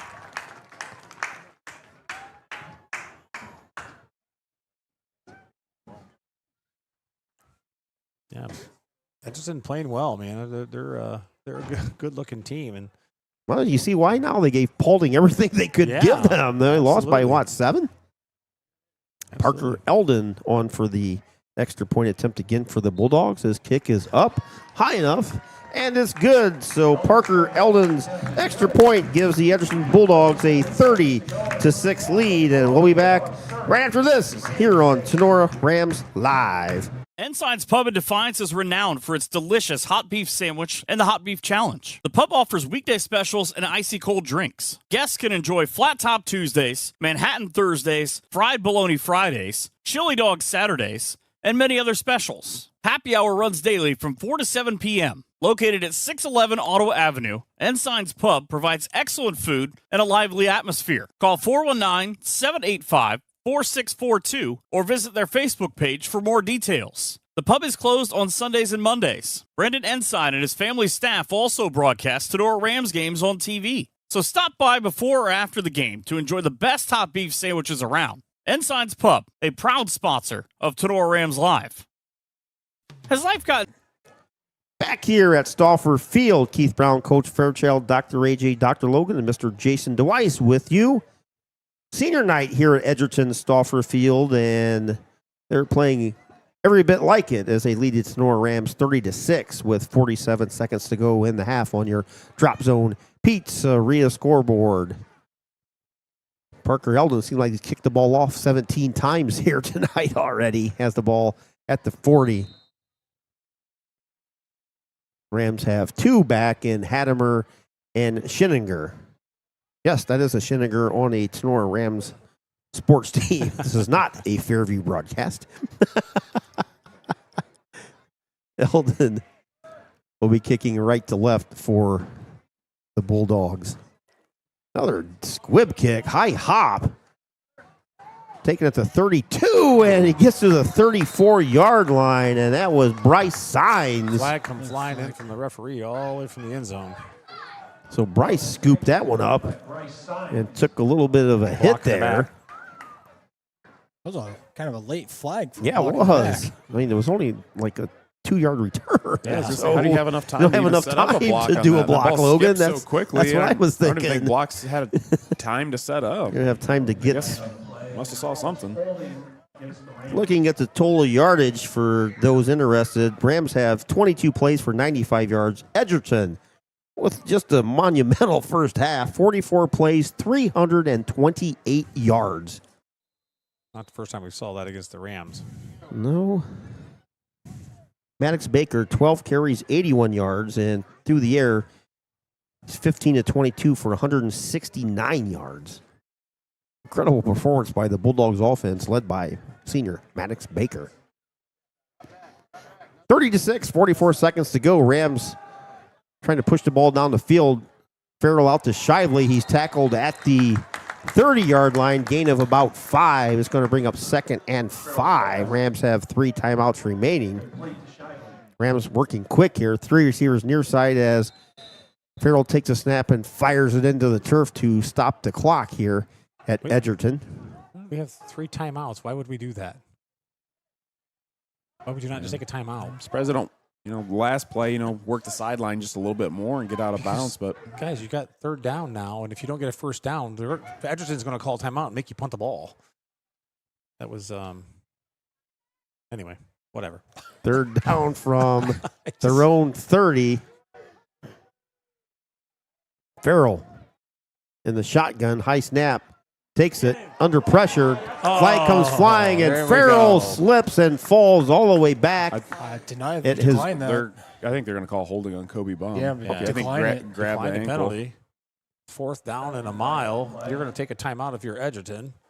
Make Tinora punt the ball. Well, they don't have to worry about a timeout because of the flag. So I mean, I don't know if the Edgerton's clock going to starts after that, or have a really good opportunity to put points on the board. Still 2 timeouts left, and they have a good opportunity to get the ball on Tenora's half of the field. yeah, and they'll still have a timeout left if the clock won't start.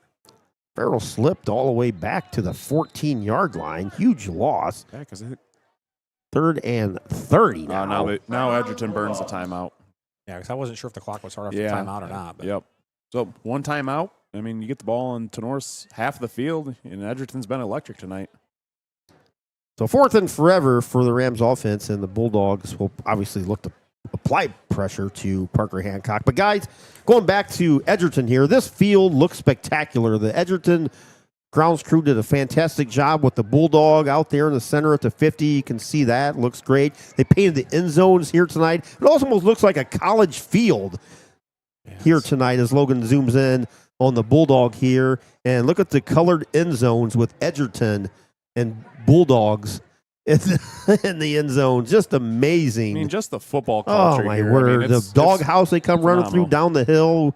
Again, we talk about this facility at least a dozen times a year, and you can see why. This is Northwest Ohio hometown, small town football in a nutshell over here at Edgerton High School. Like, I would play 10 home games here if you could. Like, if I was a road team, I would say, can we just go play at Edgerton?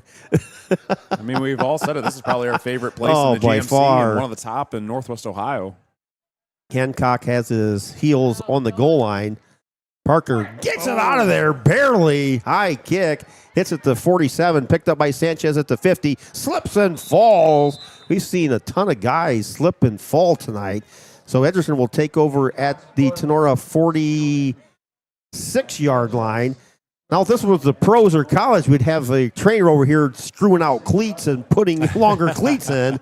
But unfortunately, I don't think the high school kids have that luxury. Yeah, I mean, what do you think it is? I mean, the field's in great condition. You think the grass is maybe I a little think too the short out there? grass is kind of tall and it has the dew on it Let's right say now. This think is it's probably too- the first game of the year that we've actually had Yeah, to do on the I ground. think you're right. 13.8 seconds left on the clock. Edgerton got 1 timeout left. And they lead 30-6. Tell you what, they're playing, and the Rams are playing way off. So 2-by-2. Handoff up the middle to Puente. He breaks through. 45-40. Gets Timeout. close to the 35. And the Bulldogs take a timeout with 6 seconds to go. Mighty definitely close enough to take a shot. I'm honestly surprised.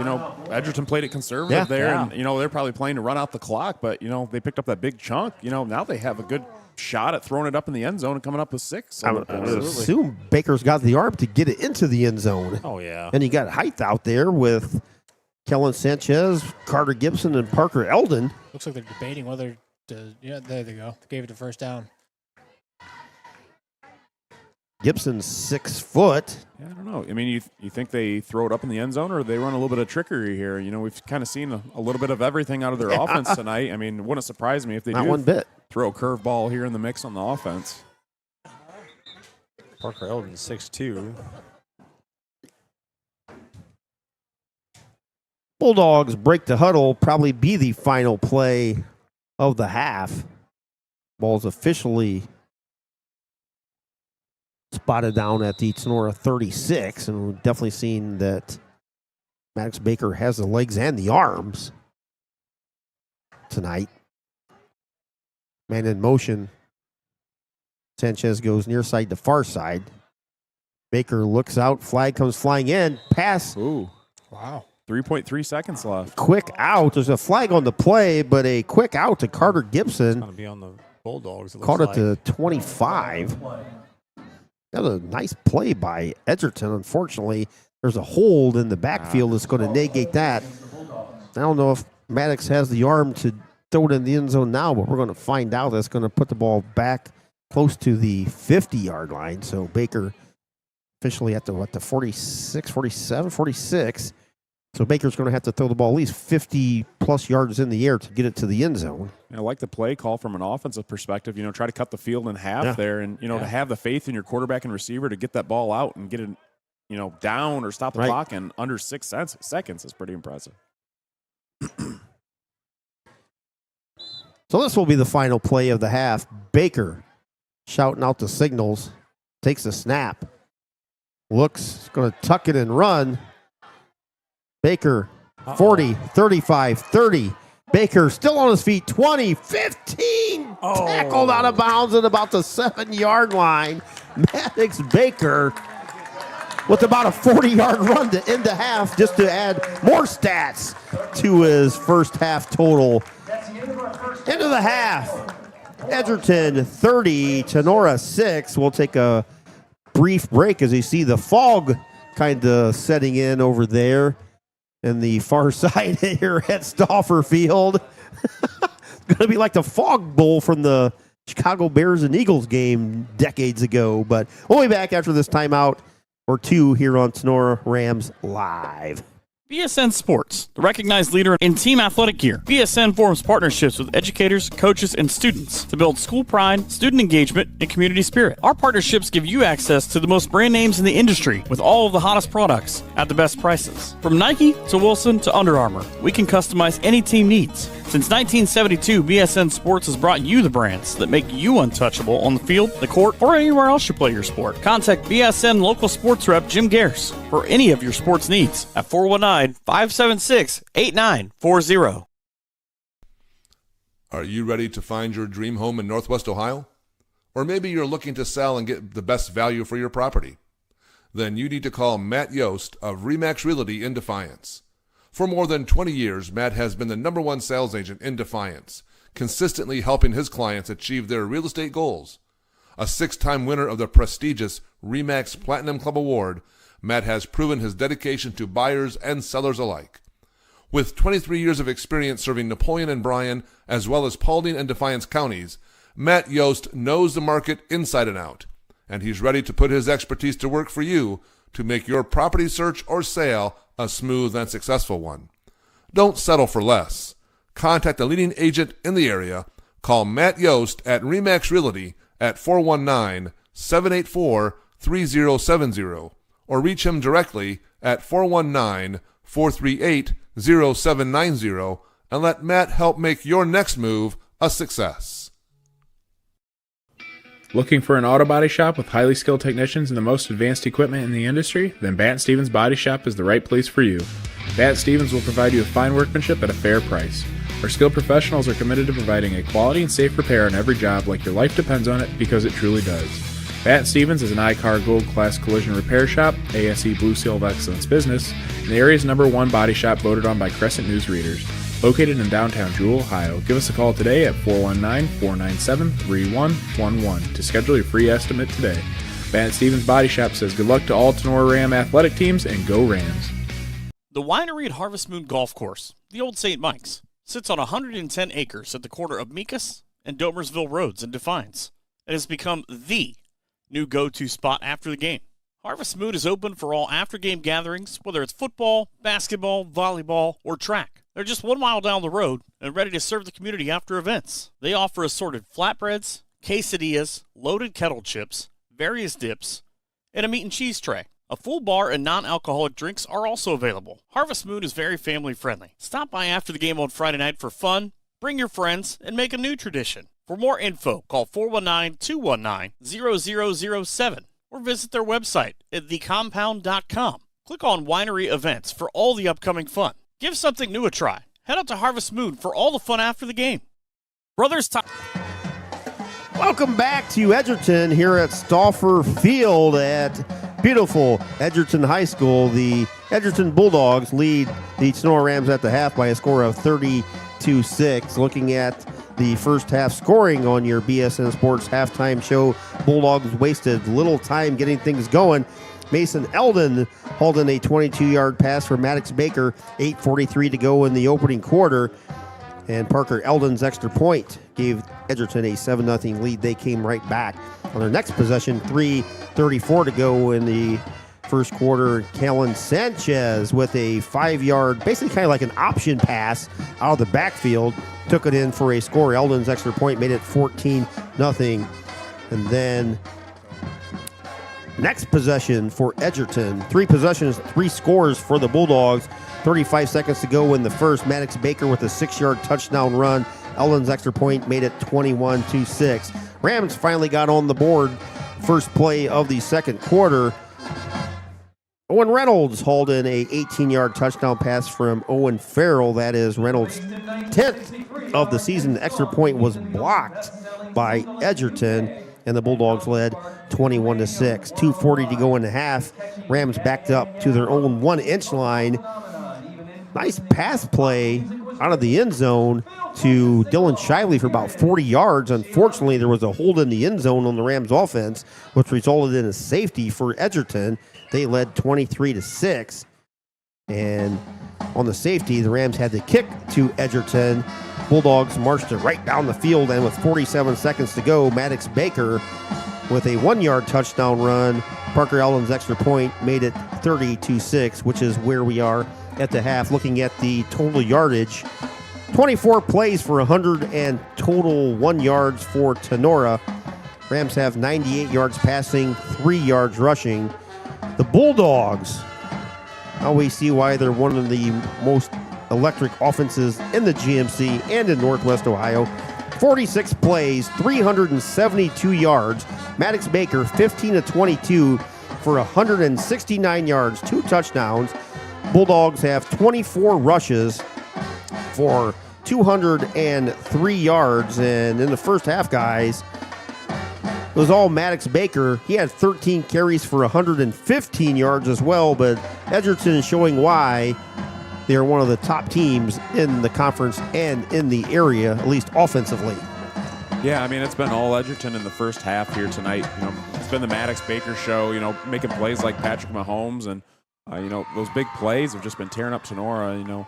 Just the difference in energy, I think, here tonight has been the main thing. Is, you know, Edgerton from the gates, they were ready to rock and roll. And, you know, Tinora, they just have just as much in this game as Edgerton does. You know, if they win this game, you know, it's a possible playoff berth and, you know, puts them at a 5-5 record for the regular season. But, you know, we saw some highlights from Tinora in the first half. Dylan Shively had a couple of really nice catches, you know, by great throws by Owen Farrell, too. You know, Owen Reynolds finished in the end zone with that fade route, too. But, you know, Tenora's shown glimpses, but they just can't piece everything together and, you know, put more points on the board. And, you know, I think one big thing, too, is, you know, establishing the run attack here tonight. It's been really non-existent. You know, we've got a running back in Cooper Pogel, but, you know, the offensive line's got to step up a little bit here tonight. I agree with you 100% right there, Logan. The running attack, we just is, you know, we go against Fairview and Cooper runs for 200 yards and really haven't had anything since. But like you said, the offensive line's got to step up, start opening some holes, and take a little bit of pride in what you're playing. You know, like you said, we've got something to play for. Not only playoffs, whether you make the playoff or not, but you're playing for that 500 record, so you don't have a losing record for the season. I mean, I know it may not mean much to some people, but I mean, I'd rather have a 500 record than a losing record. You know, so you know, step up, play with a little bit of pride, and you know, see if you can get yourself back in this game. You get the ball first, start the second half, and see what you can do. Yeah, just even too, you know, real quick, I just felt like Edgerton's been in the driver's seat all night long and really dictating, you know, how Tinora calls their offense and defense. You know, Tinora hasn't been able to run the ball, so they've maybe kind of forced some things downfield a little bit more, which has, you know, caused a little bit of trouble. But, you know, they're really not getting those, you know, little quick short routes we're used to seeing, you know, little 3-step drop here and there, and continue to, you know, chunk little plays down the field, pick up a first down here, you know, 5 yards there, and it's just either been big ball or it's been nothing at all. So definitely got to make a change here in the second half. At the half is 30-6 Edgerton. Looking at other scores from around the area, Salina Bulldogs taking on the Defiance Bulldogs. Salina with a 17-14 lead. Napoleon all overweight, 28-0. Wasion 42, SWAT nothing. Most of these are halftime scores. Lipstick 2, 8-0 at the half. Whiteford 54, Ottawa Hills nothing. Been a long season for the Ottawa Hills Green Bears. kind of a shocker. Archibald 14, Liberty Center 7 at the half. Montpelier leading Eden. Or no, actually updated. Eden leading Montpelier 17-14 at the half. Columbus Grove 35, Bluffton 20. Shawnee 27, Ottawa Glandorf 3. Patrick Henry 32. Evergreen 3, Van Wert 17, Kent nothing. Fairview 48, Hicksville 6. Delta 35, Bryan nothing. No score. Well, actually, Gary sent me the text on the Ayersville game. It is 13-6. Wayne Trace ahead, and kind of a shocker. At home, Paulding is hosting Antwerp, and the Panthers with just a 6-0 lead at the half. And that is from the Crescent News. Our score screen hasn't updated yet, but from the Crescent News, that is an official 6-0 Panther lead at the half. Here it's 30-6, Edgerton, and we'll be back after about 10 minutes. We'll thank our sponsors as well here, as Dr. AJ will play those. We thank all of our sponsors that we had all season long, a record amount of sponsors. So stay tuned. We'll be back in about 10 minutes. Brothers Tacos dedicates itself to working closely with their family to deliver to your family the best authentic Mexican cuisine to Defiance and the surrounding areas. As a family-owned catering business and pop-up food vendor, their mission is to make you and your guests feel like family, no matter the location or event. They cater to weddings, graduations, and small gatherings. Check out their Facebook page or contact them today by calling or texting 567-344-0055. Brothers Tacos looks forward to sharing their delicious food with you. Barney's Grill at Evansport has been serving their customers for over 20 years. Ice cold drinks, Ohio Lottery, great food, and good friends are all on deck at Barney's. Stop and get those delicious Barney burgers, cheeseburgers, chicken strips, fries, and onion rings tonight after the game. Taco Thursdays from 11 a.m. to 9 p.m. And Barney's Grill is located at 1101 Main Street in downtown Evansport. They're closed Sunday and Monday, but give them a call at 419-428-2241 and be sure to check out their Facebook page for a look at all the fun. Barney's at Evansport, a proud supporter of Tinora Rams Live. Looking for a law firm you can trust? Wiener, Hill & Weber has been providing exceptional legal services in Defiance and Northwest Ohio since 1965.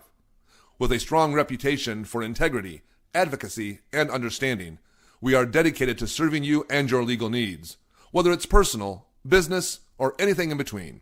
Jim Wiener, Danny Hill, and Ian Weber bring decades of experience to the table, offering comprehensive legal care tailored to your unique situation. At Wiener, Hill & Weber, we're here to provide the outstanding legal support you deserve.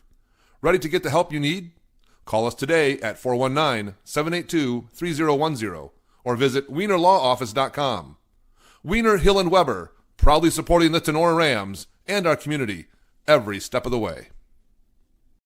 The Crescent News and Crescent News Media provide local news, sports, feature stories, obituaries, daily TV, and comics, and a weekly Entertainment Today edition, and so much more to the six-county area surrounding Defiance. In addition to traditional print advertising, Crescent News Media offers local and regional digital marketing, including social media, and more. The Crescent News publishes a variety of specialty sections, including many for high school sports. Other advertising options include custom designs and printing for vinyl banners, window and door clings, and specialty inserts. For editorial questions, please call Todd Helberg at 419-784-5441, extension 300-738. For advertising questions, give Jason Hohenbrink a ring, extension 300-725. Call the circulation department for our current specials at extension 300-701 or 300-704. Subscriptions are available for both print and digital formats and can be purchased for as little as 1 month at a time. Visit crescent-news.com or visit their Facebook page for more info.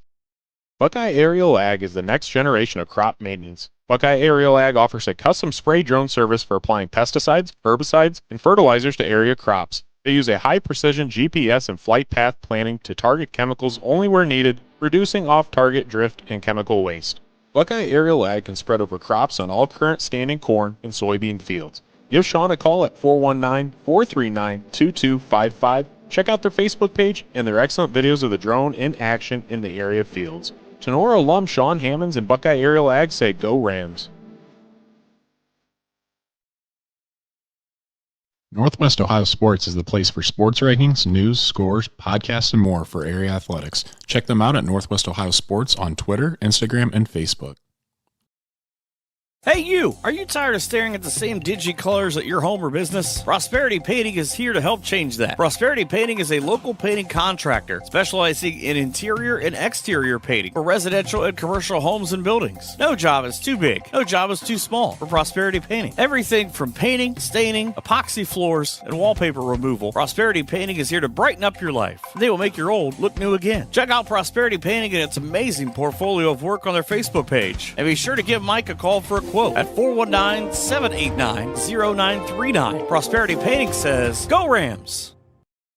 Signs Excavating of Defiance, Ohio offers a variety of excavating and trucking services. Signs Excavating has a full offering of excavation and trucking services, including stone hauling, trenching, demolition, land clearing, and drainage work. Signs Trucking Service can also assist in any heavy-duty equipment hauling needs. Located at 2147 State Route 66 North, Signs Excavating has been family-owned and operated since 1999. Contact them online at signsexcavating.com or on Signs Excavating on Facebook. Brad and Josh at Signs Excavating say, Let's go, Rams! For over 65 years, McCarthy's in Defiance, Ohio has been here to help with your power sports needs. At McCarthy's, you'll find motorcycles, ATVs, side-by-sides, and power sports gear from industry leaders like Honda, Kawasaki, and other trusted brands. We offer Honda motorcycles, ATVs, and generators, as well as Kawasaki motorcycles, ATVs, side-by-sides, and jet skis. Head on over to our Facebook page to stay informed about our specials and promotions, and be sure to explore our current inventory featuring heavy rebates and low factory financing. In Defiance, there isn't a friendlier or more knowledgeable staff than ours. We're happy to help you find the perfect recreational vehicle or the parts you need. Visit our products page at mccarthys-sales.com to see what we have to offer. If you need help making a decision, please don't hesitate to give us a call or stop by. We're always ready to assist. McCarthy's of Defiance. Call them at 419-784-2402 or stop by at 8373 North 66 in Defiance. Serving area farmers since 1912, the Jewel Grain Company has 5 locations in Northwest Ohio, including Jewel, Okolona, Ney, Mark Center, and Hicksville. They can offer grain storage and handling, grain marketing, farm supplies, including fertilizer, ag chemicals, and feed. Jewel Grain offers seed sales, soil testing, and can help with your lawn, garden, and pond needs. Reach them at 419-497-2101 or online at jewelgrain.com. Jewel Grain is a sponsor of the Tinora Rams Huddle Cameras. Attention Defiance area farmers. Are you looking for top-notch crop insurance to protect your hard work and your livelihood? Hall Crop Insurance is here to help. Whether you're planting, harvesting, or just planning for the future, the dedicated team at Hall Crop Insurance takes pride in providing excellent service and the personal care farmers just like you deserve. You can reach Agent Chad Hall directly for all your crop insurance needs at 419-576-6140. Or for additional support, call underwriter Nikki Geisinger at 419-212-0744. If you need assistance or have any questions about your policy, don't hesitate to give Chad or Nikki a call at Hall Crop Insurance. Hall Crop Insurance sends its very best wishes to all the Tinora teams for a successful season. South 66 Lanes is open and ready to create memories for all ages, from kids to adults. Located at 1923 South Jefferson in Defiance, it's just a short distance from Defiance High School and the perfect place for family fun. Whether it's birthday parties or weekend family gatherings, South 66 Lanes helps those feeling nostalgic to relive their special moments. Come on in and enjoy Glow Ball Bowling or join a men or women's league today. Or savor tasty snacks, tasty pizza, cold drinks, and so much more. Invite a friend or bring the whole family down to South 66 Lanes, where we can't wait to see you knock down those pins. For reservations for your bowling party, field trip, or special event, contact South 66 Lanes at 419-769-8233 and be sure to check out their Facebook page for daily events and hours. Home of the Tinora Rams bowling team, as South 66 Lanes proudly supports the Rams. The Tinora Rams Athletic Boosters is a proud sponsor of Tinora Sports and Tinora Rams Live. The Athletic Boosters is a nonprofit organization that supports Tinora athletes, coaches, and athletic facilities. The Boosters' support is shown in many ways, including volunteering time, raising money, and contributing funds to better enhance the team or the organization's performance. Yearly and lifetime memberships are available. Visit them on Facebook at Tinora Athletic Boosters. Clubhouse Pizza in Nay is your small-town alternative for happy food at a happy place. Featuring one of the area's best pizzas, Clubhouse Pizza in Nay will not disappoint. Wing Wednesdays, buffets on Thursday, happy hour on Friday. That's just a few of the things Clubhouse Pizza in Nay has for specials. Stop out after the game for amazing food, great drinks, and an awesome atmosphere. Hours of operation are Wednesday through Saturday, 11 a.m. to 2 p.m. and 4 p.m. to 9 p.m. Or order some takeout at 419-658-2720. Come by for a visit at 210 East Main Street in Nay, or check them out on Facebook at Clubhouse Pizza Nay. Rachel and Jason Gilliam and the great staff at Clubhouse Pizza Nay are proud supporters of the Rams. Maumee Valley Title Agency of Defiance has been providing seamless and transparent real estate closings in Northwest Ohio for 30 years. From contract to closing, their experienced team of attorneys and title agents work with lenders, businesses, and individuals to meet their real estate needs. Maumee Valley Title Agency proudly serves Defiance, Fulton, Henry, Paulding, Putnam, and Williams counties. Call the office today at 419-782-3334, Monday through Friday from 8 a.m. to 5 p.m., or visit them online at MaumeeTitle.com. Maumee Valley Title Agency of Defiance wishes all Tinora Rams athletes the best this season. Oh boy, can you smell that burger? It's coming from the Firestone Tavern. For 4 years running, they have clinched the title of best burger in the region. And now you can add the best pizza in the area to their resume, as they recently won the Reader's Choice Award. Additionally, Firestone Tavern has tasty appetizers, great wings, and much, much more. Chef Aaron and his outstanding staff are committed to providing only the best for their patrons. Stop by after the game for refreshing drinks and all the TV sports you could wish for. You'll find them at 211 Carpenter Road at the Eagle Rock Golf Course. Give them a ring at 419-785-4015 or order online at thecompounddefiance.com. Firestone Tavern sends its best wishes to all student athletes of the Tinora Rams. Marco's Pizza in Defiance offers authentic Italian pizza made with fresh ingredients and bold flavors. Marco's prepares their pizza using dough made daily with a special 3-cheese blend and their original sauce recipe. Pizza bowls, salads, wings, bread, desserts, and catering services are also available from Marco's Pizza in Defiance. Check out their hot deal special online, located at 900 North Clinton Street in Defiance. Give them a call, 419-784-1555. Order online at marcos.com. Marco's Pizza, a proud sponsor of the Tinora Rams. At Patriot Outdoors Hunting, our primary focus is on supporting military service members through outdoor therapy. We are a nonprofit organization dedicated to assisting America's service members after their deployment ends. One way we do this is by offering outdoor experiences as a form of therapy. If you are a veteran or know a veteran who would enjoy an outdoor adventure, please share their name and contact details with us. We also encourage all veterans to register with Patriot Outdoors. Every month, we select winners for Patriot Outdoors gear and notify veterans about upcoming events. Registering also gives you a chance to participate in our annual hunting trips, which include the hunts for deer, turkey, and wild boar. To support a veterans trip or to donate products or services to help more veterans take part, contact us at patriotoutdoorshunting@gmail.com or call Jeremy Bainfeld at 419-579-0427. Patriot Outdoors Hunting, connecting veterans with the outdoors. Home of the free, because of the brave. Looking for some of the best pizza in the area? Don't settle for corporate pizza. Drop Zone Pizzeria is the answer. From amazing subs to mouth-watering wings to their famous pickle pizza, Harold, Liz, and the crew are always making something spectacular for their customers. In 4 of the last 6 years, Drop Zone Pizzeria has won the award for best pizza around. Drop on in to Drop Zone Pizzeria's 2 locations, in downtown Ayersville at 13995 Fruit Ridge Road or at 301 South Defiance Street in downtown Stryker, and find out for yourself. Order by calling Ayersville at 419-395-2525 or Stryker at 419-990-2525. Ordering is also available at toasttab.com. Be sure to visit the Drop Zone Pizzeria on Facebook. The Drop Zone Pizzeria says, "Go Rams!"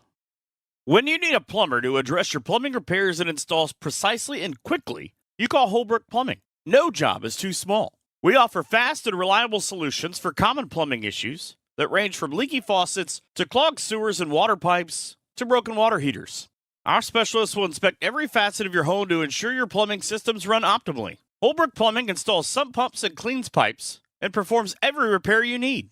Hire an efficient plumber like Holbrook Plumbing, who can keep your system in check. When you need a plumber to take care of business, look no further. Our team is here for you. Holbrook Plumbing is your trusted plumber in Defiance and Napoleon with over 30 years of experience. Give them a call today. Holbrook Plumbing at 419-782-8208. Optimal Performance Fitness stands apart from typical gyms. At OPF, you're not just buying access to a treadmill. We offer a specialized fitness coaching center committed to providing an exceptional experience that emphasizes accountability and achieving results. You can choose to work individually with a certified personal trainer or join a community of like-minded individuals. At Optimal Performance Fitness, we strive to create a welcoming environment that you genuinely enjoy and look forward to visiting. We are your supporters, motivators, and soon to be family. Optimal Performance Fitness is dedicated to helping you become your best self. Contact us today to begin this transformative journey. It can be life-changing. Stop making excuses. Let's roll up our sleeves and collaborate at either our Napoleon or Defiance location. Call Jake at 419- Getting ready to start the second half over here at Edgerton Stauffer Field. The Rams will get the second half kickoff. Edgerton with a 30-6 lead as they're getting ready to start. Edgerton will be kicking. They'll be kicking right to left. Carter Eldon approaches the ball. Another line drive squib kick. Rams scoop it up at the 31-yard line.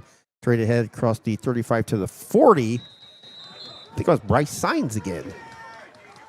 So Bryce with 2 kickoff returns tonight. A little more success on this one. The last time Bryce got taken down pretty hard. So the Rams offense will start the third quarter, 1st and 10 from their own 43-yard line. Rams break the huddle, have 3 receivers near side, 2 far side receivers, empty backfield for Owen Farrell. Farrell going left to right, throws an out pattern. Caught over there at the 47-yard line by Owen Reynolds. Gain of about 4. It'll be 2nd and 6 for the Rams on your Drop Zone Pizzeria scoreboard.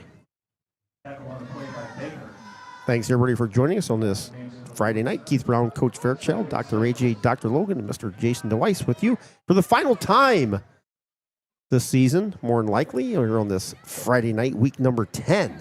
Ball's on the far side hash for the Rams offense. Farrell under pressure, spins out of it, goes to the far side.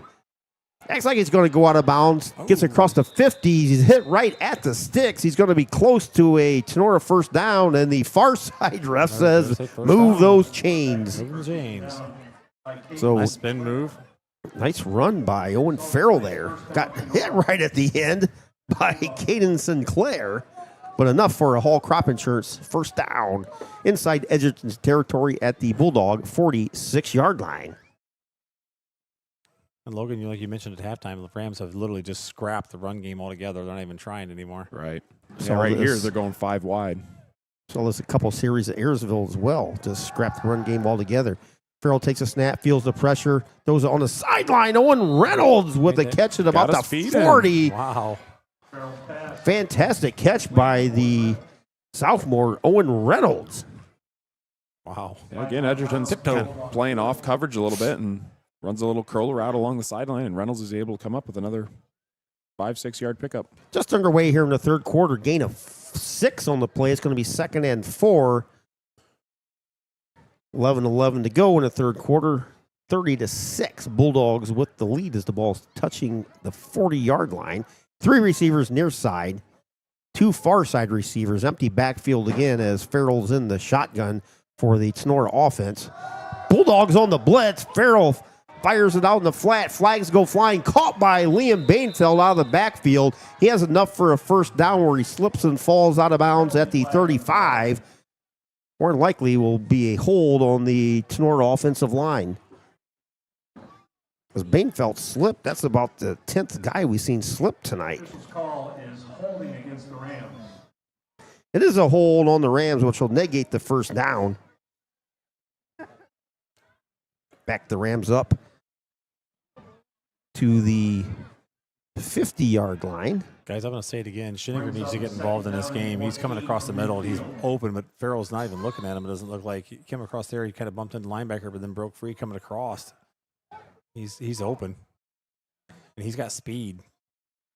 2nd and 14, balls on the far side hash for the Rams. Empty backfield, 3-2. Farrell with the snap out of the shotgun, throws out of the backfield. Caught at the 50 and tackled immediately. Again, it's just kind of hard when you run an out route to the far side of the field. That ball takes a long time to get delivered, and by the time he gets it, you already have your defensive backs closing in, and you're not able to pick up anything. Yeah. Isaac Gunter on the catch for the Rams. At least I think that was him. He actually lost a yard on the play. It's going to be 3rd and 13. I understand you're trying to get these younger players involved, and you got freshmen and sophomores out there. And 3 receivers go far side, 2 near side for the Rams. Again, empty backfield. The ball is on the near side hash. Farrell with the snap. Blitz by Edgerton. Farrell fires deep. Has a man out there. Owen Reynolds for a touchdown. Farrell let it go and got absolutely blown up, but he hit Owen Reynolds for a 49-yard touchdown, the 11th on the season for Reynolds. Wow, just a broken play there, and Farrell's able to scramble around and keep his eyes down the field for Reynolds running wide open. I think the defender got caught up by the referee, I think. Oh, did he really? Kind of looked like it. Yeah, I didn't know if the coverage just broke down on the defense with the play extending out or not, but yeah, that might hurt you too if you run into the referee. 10:01 to go in the third. 30-12. Bulldogs lead has been cut to 18. Extra point pending for Tinora. The Rams are going to go for 2. They have Shively near side, Reynolds far side. Replogle behind Farrell. Farrell takes a snap. Fake handoff. He's going to throw it for 2. Caught by Dylan Shively for the 2-point conversion. Rams with an 8-point play. Now trail the Edgerton Bulldogs. Parker Eldon fell down again. Once again, guys slipped. And just like that, Tenora's making things interesting. May not be pretty, but they're putting points on the board now. 30-14, 10:01 to go in the third quarter. We'll take a brief timeout and be back right after this here on Tinora Rams Live. Optimal performance. Are you looking for a new home or auto insurance agent? Do you have inquiries about Medicare, or are you nearing retirement? Perhaps you want to save for retirement or establish a small investment portfolio for your family. Bidlack Insurance and Financial Services in Defiance is your ideal choice. Tim Bidlack boasts over 10 years of investment expertise and can guide you in estate planning, IRAs, 401k investments, and other financial planning areas. If you require home or auto insurance, Austin Bidlack is ready to assist you.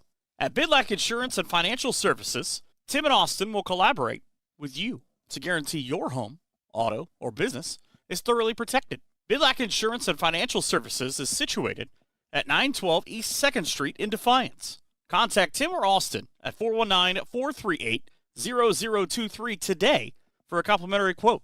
You can. Back here, Parker Hancock with the kick. Line drive kick by Parker. Taken at the 15 by Sanchez. Straight ahead across the 25-30. Tackled at the 32-yard line by the Rams special teams. Nice play out there by the Rams special teamers. Bulldogs will take over. Rams, as Logan said, trying to hang in there. 9:54 to go in the third. It is 30-14. Ball's officially placed at the 32-yard line of Edgerton. Defiance needing a win tonight. At Salina, trailing 17-14. see if the Rams defense here can come up with a stop. But Baker hands it off to Puentes in the backfield. He is hit at the line of scrimmage, pushed back a couple yards. They're officially going to spot him at the line of scrimmage. It's going to be 2nd and 10. Have an injured Ram in the Bulldog backfield. Number 6, maybe? Liam Mainfield got his hand smashed. So he got caught in the helmet. So Bainfeld is down as Emily Volmar goes out to check on Liam, as well as the Edgerton trainer as well. I think was that Jake North? Been around forever. Coach Becker also out there to check on Liam. Oh, we got a chance. Again, check some area scores here. Paulding with a 12-0 lead over Antwerp now. Wayne Trace 13, Ayersville 12.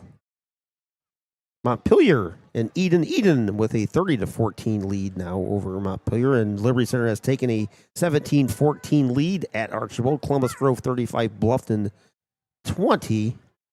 Fairview all over Hicksville. Michael Sebring sent me a stat as Liam is up. And walking back to the Rams bench seems to be fine. William Zedike, 4 touchdown passes and 3 touchdown runs in the first half. Jeez. 7 total touchdowns for Zedike, 225 passing yards, 112 rushing yards, 337 yards of offense from William Zedike. That was in the first half. 7 touchdowns in the first half. That's incredible. Lord have mercy. Wow. Definitely the GMC Player of the Year for the second straight season. Back here, 2nd and 10 for the Bulldogs. They lead Tinora 30-14, just under 10 to go here in the third quarter. Baker under pressure, sets, throws deep, across the middle, has a man out there, Nice knocked play away. by Grady Stark. Passes was intended for Mason Eldon, but for the second straight year, just textbook defense by the Rams sophomore, Grady Stark. Yeah, nice play. It looked like he had a step on him, but Grady come back. They had his hand up and knocked that ball away. Tell you what, it's nice to see the development out of some of these younger guys. Last couple of weeks, we've seen Grady make a couple really nice deflections in key moments of the game. I haven't seen Garrett Sheets tonight either, guys. No, I haven't seen him. He obviously is among the injured. Baker back to pass on this 3rd and 10 out of the backfield of Sanchez. Catches it to 30. Gets hammered at the 35-yard line by Kobe Bum. Sanchez stumbled there again. Josh Lieb. Josh Lieb out there trying his best, but Josh is having such a hard time. 4th down for the Edgerton, and they're going to punt. 4th and 7, under 9 to go here in the third. 30-14 Bulldogs with a 16-point lead over the Rams over here at Edgerton High School. Rams looking like they might bring pressure. I like it. High snap is brought down. Sanchez gets it off. Reynolds catches it, throws it back far side to Shively. Shively on the trickery, the 35, 40, 45, 50. Flag goes flying. Shively down to the Edgerton 40, but we're going to have a block in the back on the Rams special team unit. I hope they're not calling that that's not a blindside block.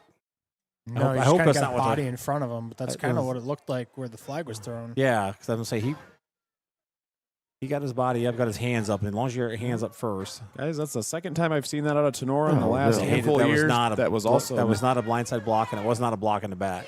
Absolutely. A terrible call. We ran that throwback on special teams twice, Yep. and then Both both times times it's been called back due to penalties. The other time was terrible back call. on Antwerp on a kick return. 2 years ago. And in that was a Antwerp. terrible call as well. It was.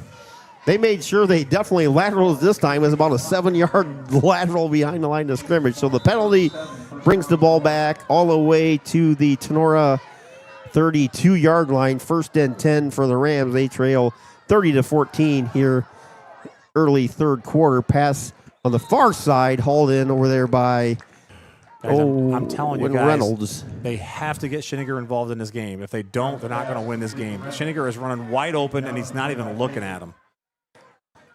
He just broke free right there. You run that pump fake to Reynolds, and Schiniger is at the 40-yard line all by himself.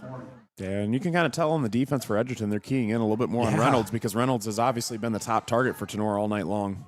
You run that out just like you just right did, and then just fake the ball to Reynolds, and Schiniger's wide open. Gain of 3, 2nd and 7 for the Rams. 5 out in pattern again, empty backfield. Farrell fires across his body, intended for Reynolds. I don't know if Reynolds fell down. The pass was way off. It's going to bring up 3rd down for Tinora, 3rd and 7 from their own 38-yard line. Yeah. Farrell just got pressured again. Yeah, nobody blocked. Nothing fancy. Just one of the inside linebackers blitzing right up the middle, and only brought, I believe, 5. So you have 5 offensive linemen, 5 defenders blitzing. Should be able to pick it up, but just a little bit of confusion there on the offensive line. 3rd down for the Rams, 3rd and 7. From their own 38-yard line. Farrell back to pass, feeling the pressure again. Slips, spins, hammered in the backfield. Another sack by Jackson Flowers. He didn't have a chance to set up there, guys. But as soon as he got the ball, he had people in his face. Yeah. Yeah, I think, too, just running the odd man front for Edgerton and blitzing the linebackers from different directions is just giving Tenora's offensive line fits. They don't know who to fit up with, who's their guy. There's just a lot of confusion right now. They're not sure who to get. Big loss on the play. It is now 4th and 19. Ball's all the way back to their own Make it pretty simple, Logan. Get somebody. 28-yard line. Parker Hancock lined up in punt formation back at his own 15. Sanchez is at the 50 for Edgerton. That is blocked as it's off the foot of Parker Hancock and deflects over towards the Rams bench at the 32-yard line. So Orlando Puentes actually got blocked in the back and got his hand on the ball. So the Bulldogs are set up in fantastic field position here at the Tinora 32-yard line. 1st and 10 Bulldogs. 6:57 to go in the third. They lead Tinora 30-14. Yeah, this is probably gonna hurt, boys. Baker has 2 receivers near side, 1 far side. Maddox takes the snap straight ahead. Gets to the Tinora 30-yard line, maybe the 29 as he's pushed back to see where the official spot comes into play. Looking back at that punt there, it looked like they actually only had 4 linemen rushing. They only had 4 guys going. Yeah, this our up guys did not pay attention to the coming off the edge there. Puente came off the edge, and we just let him go. We didn't get a body on him.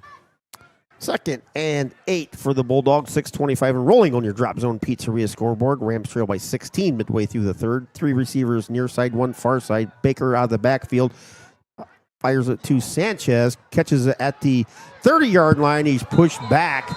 And one of the Rams comes in and jumps on top of... Yeah, there we go. That's way late on the flags. Way late. He walked up and slapped him in the face. Yeah, he slapped somebody in the face. I don't know who he hit. That Liam Bainfeld kind of came in late, jumped on the pile, and one of the Edgerton Bulldogs, Jackson Flowers, definitely took exception to that. Just basically slapped him right in the helmet. But I think they didn't throw the flag on that. They didn't throw the flag until he started yelling at him. That's right. They did. I think that's when, the officials just got to call that whistle a little bit earlier. Yeah, and that's the They just let that play out way too long. And then you start running into issues like that where kids get dirty. And exactly. You don't want that. That's what I said earlier, that, that Maddox Baker got pushed down kind of late earlier, and he was kind of looking at the referee. But, that's on the refs. They got to blow the whistle. If they're not blowing the whistle, they're going to play to the whistle. Yep. 15-yard penalty on the Bulldogs brings the ball all the way back to the Rams 45. Liberty Center with a touchdown. They now lead Archibald 24-14 early fourth quarter. But guys, I do like the fact that Edgerton pulled him off the field right away, got him out, let him cool down, set him down for a few minutes. 3rd down and 23 now for the Bulldogs. Ball's on the near side hash. Baker takes a snap, all-out blitz, pass, a little screen pass out of the backfield, caught by Tucker Curl. Good job by the Rams defense as nice job by Hattemer. Minimal gain takes it to the Tinora 45-yard line, so the Rams defense does hold. It's going to be 4th and long for the Bulldogs offense.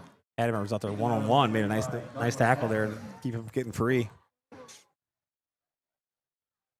Yeah, turn up the thermometer in here. You guys talking about? I got the window open down here. You guys are tucked around the window next to the heater down there. Give Logan credit, suffering through the game with his allergies acting up and everything. Not allowed to touch the thermostat. Not allowed. Sanchez on the punt. High, deep kick. Reynolds at the 13-yard line takes it. Trying to go far side, and he's tackled. About a 1-yard return. He caught it at the numbers on the near side, tried to take it far side, and was tackled about the middle of the hash marks for about a 1-yard return.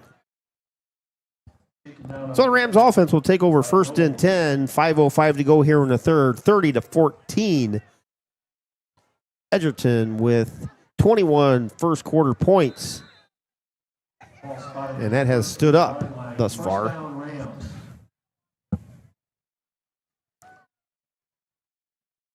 talking earlier about the time that we get out of here. And Yeah, that's not going to quite happen. I spoke up too soon. Yeah, somebody's got to get up and go to work at 2:30, but it's not me this year, thank goodness. Farrell under pressure in his end zone, eludes a sack, throws it out in the flat, intercepted by Kellen Sanchez. Sanchez, with his receiver instincts, picks it off at the Tinora 21-yard line. Farrell almost was sacked for a safety, spun out of it, then threw it to the near sideline toward the Edgerton bench. And Kellen Sanchez, what the heck of an interception for the Bulldogs. Every route we run is 10, 20 yards. Logan, you mentioned that earlier, running those long routes to the lineman got to hold blocks longer, and it just doesn't. You don't have any quick outs. Yeah, tonight they haven't. You don't have any quick out patterns or quick underneath or nothing to get rid of the ball. Timeout at the snap by the official, so we have an official timeout. It's 1st and 10 Edgerton from the Tinora 22-yard line. Play clock, I don't know what that was. Coach Flegel's going to go out there and talk to the head referee. And they're going to reset something. Play clock or game clock, one or the other.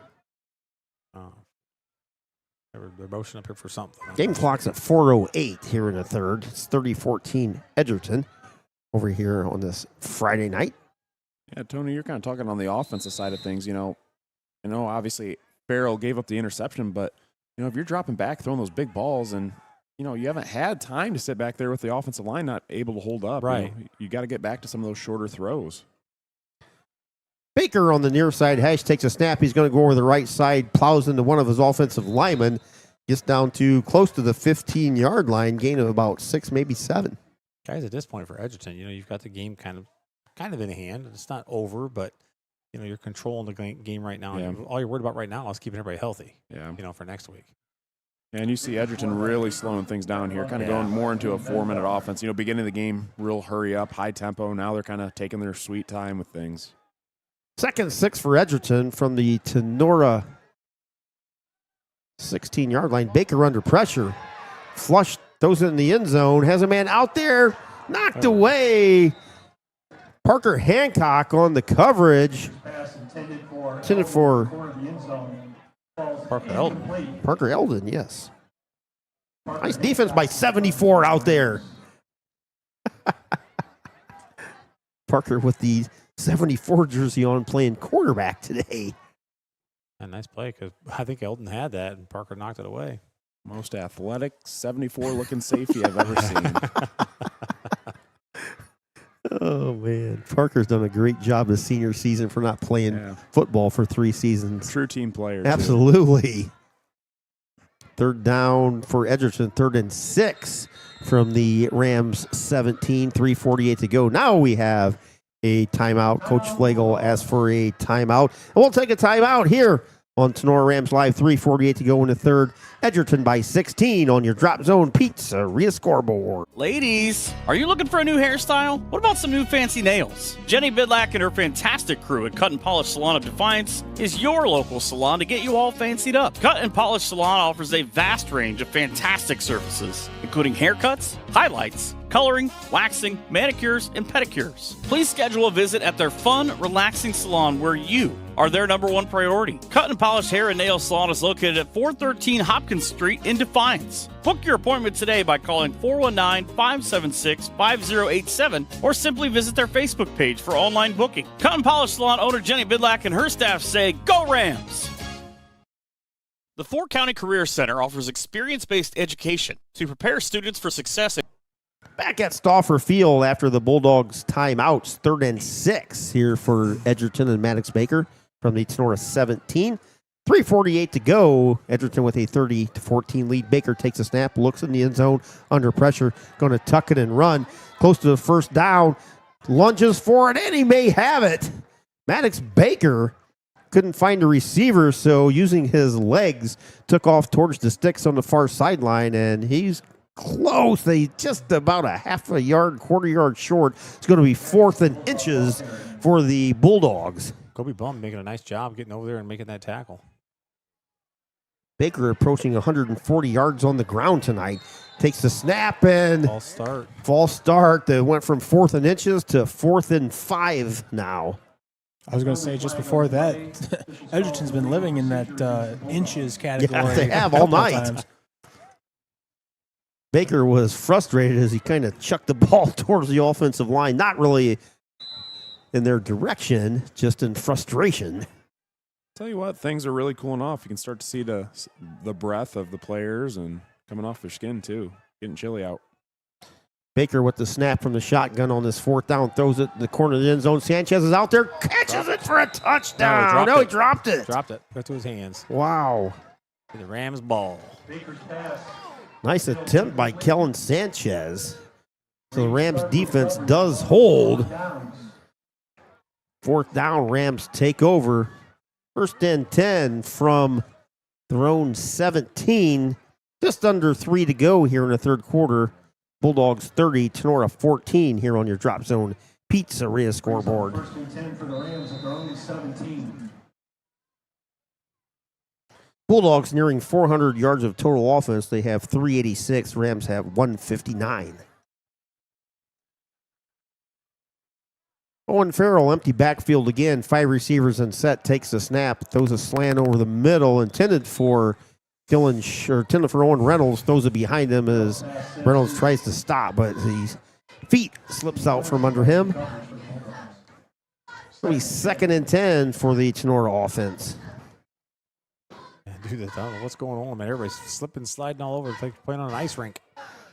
Which, if you're Edgerton and you got a home game for the playoffs, you may think to go find another pair of cleats, honestly. Probably going to be the same kind of weather Yes, this weekend. it's not going to get any warmer. Yeah. Columbus Grove 42, Bluffton 32 in the 4th quarter. 5 receivers in set. Farrell with the snap, all kinds of time. Now gets the pressure, rolls far side. Edgerton has him by the jersey, and Farrell throws it out of bounds, incomplete. Bulldogs again all over Farrell. With no receivers in the area. No, Liam Banfield was right there. Was he? Yeah. Player down for Edgerton over there. That was Noah Weaver on the pressure. He literally was. I think that's Weaver down now. Yeah, it is. Weaver with 5 interceptions on the season. It looks like maybe a hamstring cramp there. Probably a little cramp. We haven't seen any cramp. We shouldn't really have too much cramps tonight with the falling temperatures. Currently 42 degrees, guys. Wow. Yeah, it's chilly. We kind of skipped spring or fall. We skipped spring and went right to summer. Now we're indirectly skipping fall and going right to winter. Yeah. Just talking about on the way over here, Saturday, it was 80 degrees. Yeah, and then we went to the Bowling Green game, and we were just roasted in the stands last Saturday. And flip it 2 days later, and you turn your heat on in the morning in your house. got frost advisories. Yep, all over tonight. So everybody that bought those pretty mums, you might want to put them in your garage tonight. 2:49 to go here in the 3rd as this pace of play has come to a screeching halt here. Yeah. 30-14. Napoleon's going to secure their first conference title, right? This is a non-conference game, so they actually won it last week, yes. Gotcha. The key here is the points that Defiance is going to accumulate for the Napoleon win. I think Wade is Division II, I believe. Yeah, there's a lot of computer points. 3rd and 10 for the Rams. Farrell under pressure, slips, maintains his balance, fires it out there at the sticks, caught by Owen Reynolds for a Tinora first down. Yeah. Wow. Owen Reynolds, just a sophomore, guys. He has showed catch. flashes of greatness throughout the season. Farrell's pass complete to Owen Reynolds. Alertly keeping his feet in bounds while running into the sticks on that far sideline. Takes the ball to the 29-yard line.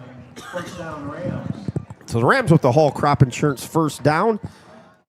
2:40 to go here in the 3rd quarter. The ball's on their own 29-yard line. Farrell with Replugle back in the game, hands it off. Replugle over the left side of the offensive line. Gets about 2 or 3 tackled out there by Maddox Baker. Is that the first true run play we've seen from Tinora since the first half? Yeah, I think it is, Logan. Yes. Minimal carries by Tinora. That is their 11th rush for just 3 yards tonight. Obviously, that includes sack yards. Yeah, he got 5 out of that one. 7 carries for 13 yards by Cooper Rupplow tonight. 2nd down and 5 as we hit the 2-minute mark of the third. Farrell, empty backfield under pressure. Fakes a throw, sets, throws it, caught! Out there by Schinninger at the 35, gain of maybe a couple of yards. Going to be 3rd down and called a long 3 for the Rams offense. 30-14. Edgerton here as we getting ready to close out the 3rd quarter. See, this is where I just wish Tinora, if we had a sprint out game, I'd really like to run here, especially with Tenora's offensive line kind of struggling here tonight. Put Owen Farrell on the move with some moving targets, and, things tend to end up in good situations, but I'm not sure that we have that here tonight. Still a 2-score game as Farrell takes a snap on this 3rd and short, throws it deep down the field. Reynolds got tripped up at the 40 as the ball hit the tip of his fingertips and fell incomplete, but we're going to have pass interference on Edgerton. I think that's Kellen Sanchez. No, that's not. Sanchez is not 3. Carter Gibson was in the area.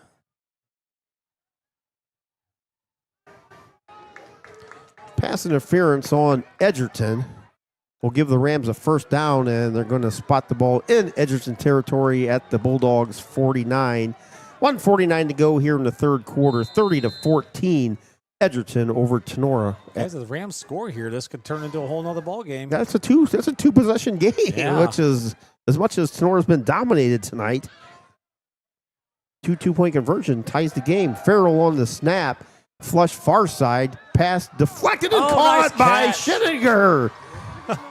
Nice catch at the 40-yard line. Xavier had the ball deflected into the air, and Schinninger alertly snagged it back in for a 7 to 8 yard gain. Thanks again to Homeyer's Monumental for being our replay sponsor this 2025 football season. On 66 North, stop out and see them. 3 receivers, near side, 2 far side. Handoff straight up the middle to Hadamer, dug across the 40 to the 35 to the 30. Nice gain of 15 by Hadamer and a Rams Hall Crop Insurance 1st down. One of the better runs of the season by Hadamer. Great game at Ayersville by Doug. He was our Higbee Embroidery Player of the Game that night. Rams at the Bulldog 28-yard line. 1st down and 10. Final 50 seconds of the 3rd quarter. Ticking away. 4 receivers near side, 1 far side. Empty backfield. Farrell spins. Heads far side. Looks. Wants to throw. Brings the ball back down, spins again, and he's hit in the backfield for a 5-yard loss. Got to get rid of that one. Got to throw that ball out of bounds. He had plenty of time to just kind of toss that one off to the side. Absolutely. He just took it. Bryce Schrader again in the mix for the Bulldog defense. That's a mistake for a veteran quarterback. Got to realize where you're at. Just throw the ball out of bounds. Don't take that loss. Defiance has rallied in the 4th quarter. They now lead Salina 31-17, so the Bulldogs could sneak in to the playoffs. Columbus Grove 42, Bluffton 32. Farrell with the snap, fires in the end zone. Owen Reynolds out there, catches it for a touchdown. No flags. 37-yard touchdown for Owen Reynolds, his 3rd of the game. Nice throw, nice catch. I think we might have got away with maybe a false start. That's what I was looking at. A lot of our receivers were leaning and rolling right into that right away. Yeah, so I was looking at no flags. Okay, well. It says time runs out for the 3rd, too.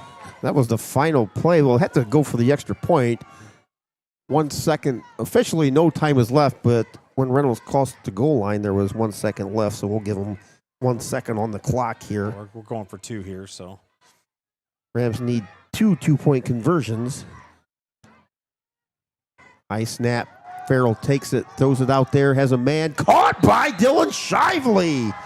And just like that, the Rams are within 1 possession, 30-28, or 30-22.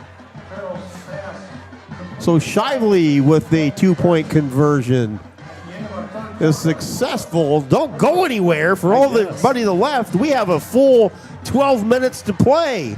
Yeah. Edgerton 30, Tinora 22.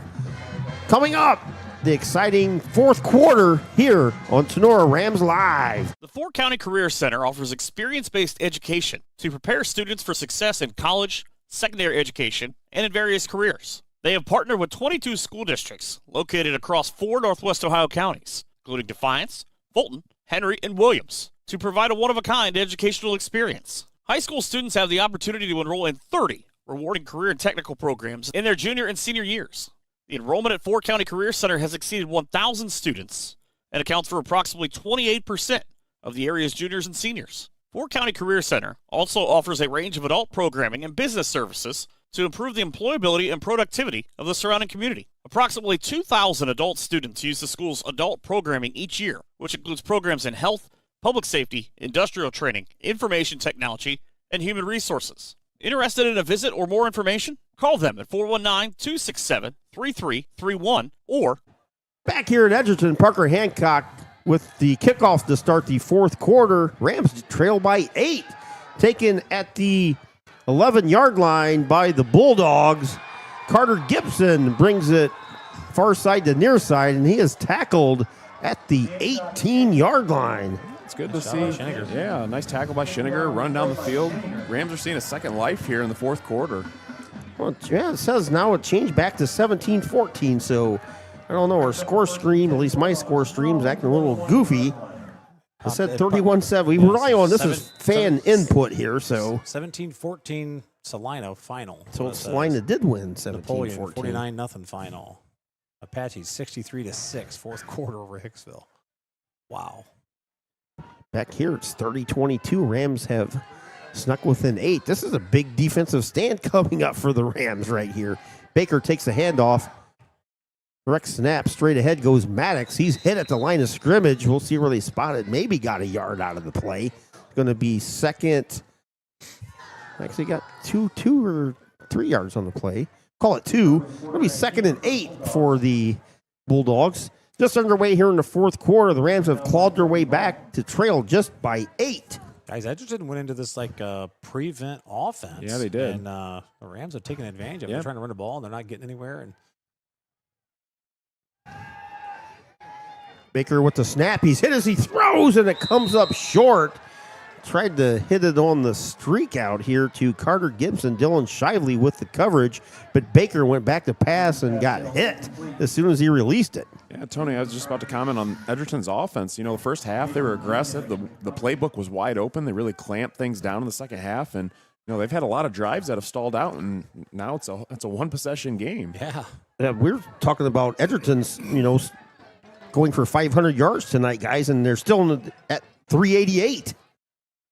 So big third down here, 3rd and 7. Pass out in the flat, caught by Sanchez at the 27. Tackled short of the first down. Nice play by the Rams defense. Owen Reynolds on that tackle.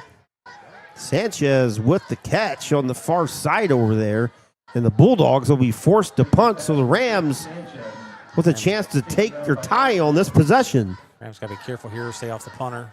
I know they're going to be trying to go after it, but you got to stay off the punter here. Kellen Sanchez back to kick for the Bulldogs. Owen Reynolds deep for Tinora at his 43-yard line. Flag at the snap. Ball start. March Edgerton back 5 yards. Edgerton's kind of fallen apart here in the last 16 minutes. Rams have put the pressure on them in there. Like we said, the Rams with the win. A couple things happen. See where the dominoes fall. Could sneak in to a Week 11 playoff game. So that penalty takes it back to the 24. Sanchez will kick from there. Gets off a spinner. Taken by Reynolds at the 45. Makes a man miss across the 50. Gets to the 44-yard line. And Reynolds with the administer of the hit on that one as a returner. Coach Helton got a little fired up on that one. Nice kick by Sanchez. Reynolds caught the ball at the numbers, took it towards the sidelines, put a shoulder in, and knocked somebody out there. It was Tucker Curl, maybe. don't really see a returner apply the blow too often, and Owen Reynolds did just that for Tinora. Rams 1st and 10 from the Edgerton 47-yard line. They are a touchdown and a 2-point conversion from tying this game. Empty backfield, 5 receivers go out and set. Farrell looks, fires it out there, has a man wide open, caught the 30, taken out of bounds at the 25-yard line. Isaac Gunter. Bryce? First varsity catch. Oh, that was Bryce Signs. yeah. Okay. Number 8, Bryce Oh, Signs. that was number 9. That's what I thought. always Got that hard to bunched see up that numbers with the again. numbers, yeah. So Bryce with his first varsity catch. Oh, all right. Sorry about that, folks. Good job by Bryce. Or maybe, wait, It is a 9. It is a 9. What the heck? It is Isaac Gunter. So it was Gunter. There's such a All right. small gap Good. between the, We need the to get top that. and the bottom part. We need to of get that. some tape on that number next year because this is the 3rd straight year we can't tell the 8 and 9 apart. Regardless, 1st and 10, Tinora handoff Replogle. Takes it as a 25, gets down close to the 20. Gain of about 3, I'm guessing. Grady Stark coming in the game on offense, guys. We got a little bit of a limp. So Cooper checks out on the 2nd and 7. Cooper Replogle it is, yes. Rams knocking on the door, a couple yards short of the Bulldog red zone. Just under 10 to go, 30-22 Edgerton over here at Stauffer Field at Edgerton High School. 3 receivers near side, 2 far side, empty backfield. Farrell with the snap, feels the pressure, fires it over the middle, caught by Shively at the 10, gets down to the 5, still going to the 4, to the 3, to the 2. Nice second effort there by Shively. Nearly gets into the end zone. Shively on about a 15-yard slant. Made a couple men miss and avoided about 7 Edgerton tacklers to take it down to the Bulldogs' 3-yard line. An Edgerton player down there in the end zone. Lots of time left, guys. 9:19 to go here in the 4th, 30-22. We were getting ready to see if we were actually going to have a running clock here in the 3rd quarters, and the Rams offense and defense decided to show up and play football here in the final 24 minutes. Yeah. By no means has, it's been pretty out here for the Rams tonight. No, but, it hasn't. They give them credit for sticking in, staying into the game, and the kids being motivated. And, when you continue to play hard, good things happen, and that's what Tenora's done in the second half. Unofficially, guys, I think the Rams defense has held the Edgerton offense to under 30 yards in the second half. Edgerton had in the excess of 370 yards in the first half, and I think they have under 30 in the second half. And I don't know that Tenora's done all that much different on defense. I think it's just Edgerton's playing very conservative on the offensive side of the football. Was that Maddox Baker down? That's what I was wondering. Is that Maddox Baker down? I got somebody there. That's what I was wondering. Now that would... Second straight year he gets hurt in the game. It is It is Maddox. Maddox Baker. So Baker down at the goal line. Coach Flegel out there. What I say earlier about trying to keep everybody healthy here, getting going into the playoffs. Not something you ever want to see coming into week 10, getting ready for week 11, especially when you have a game to win yet today. Athletic trainer Jake North out there with Maddox, along with Coach Flegel. Maddox is on his feet at the goal line. Starting to walk slowly A little shook off. up, maybe. Appears to be at least Uh-oh. physically Head. fine, but he's holding his helmet like may have got knocked in the head, helmet to helmet, somewhere along the lines. But If he got his bell rung, that could be could throw him under concussion protocol, which means he could miss week 11. walking gingerly with his head down over here. Athletic trainer Jake North still with him, but Rams rush to the line of scrimmage on this. 1st and goal from the 3. Just over 9 to go here in the 4th. Rams need a touchdown and a 2-point conversion. Hand off to Replogle. He falls in the backfield. Went to make a cut over the left side, and his feet, which we've seen all night long from everybody, feet just fell out from under him. Loss of a yard and a half. It's going to be 2nd and goal from the Bulldogs' 4-yard line on your Firestone Tavern red zone. Rams break the huddle. Send one receiver far side, one receiver near side. Farrell takes a snap. The Rams are going to throw a little out pattern. Pass intended for Shively was almost intercepted by Parker Eldon. Edgerton was all over that. I was wondering if Tenora's going to go back to it. They like to run that little comeback route with Shively, and that's exactly what they did. And Edgerton nearly jumped that route for an interception. Yeah, that's a route that you run when you're throwing right at the cone, but you don't throw that when you're throwing at the numbers. Parker Eldon almost thought he was going to take a pick six the other way. Still warming up, guys, is Asher France, the freshman. Farrell takes a snap on this 3rd and goal, throws it towards the pylon. It's caught right at the goal line. Touchdown to Nora. Dylan Shively. The Rams are within 2. There you go, Tony. You talk about running that play a little bit more towards the pylon and breaking it off, and that's what Shively did and was able to come up for 6. Exactly right. That's why you throw Nice that job. ball. Throw that ball where nobody else can catch it except for him. 38-28. Edgerton Rams will go for 2. A lot of time left. 8:26 to go here in the 4th quarter. The Bulldogs have seen their 30-6 lead evaporate. Well, I guess the positive, if they don't get this, we do have Parker Hancock as a kicker, though. 3 receivers near side, 1 far side. Replogo behind Farrell. Farrell takes a snap on the 2-point conversion. Under pressure, looks, throws it in the corner of the end zone.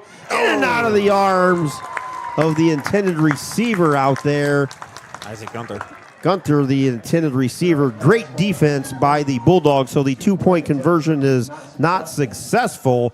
8:26 to go here in the 4th quarter. Edgerton 30, Tinora 28. We'll be back on your Drop Zone Pizzeria scoreboard right after this. Tinora Athletic Director Jake Essig and his family, wife Samantha and son Milo, wish the best to Tinora student athletes this season.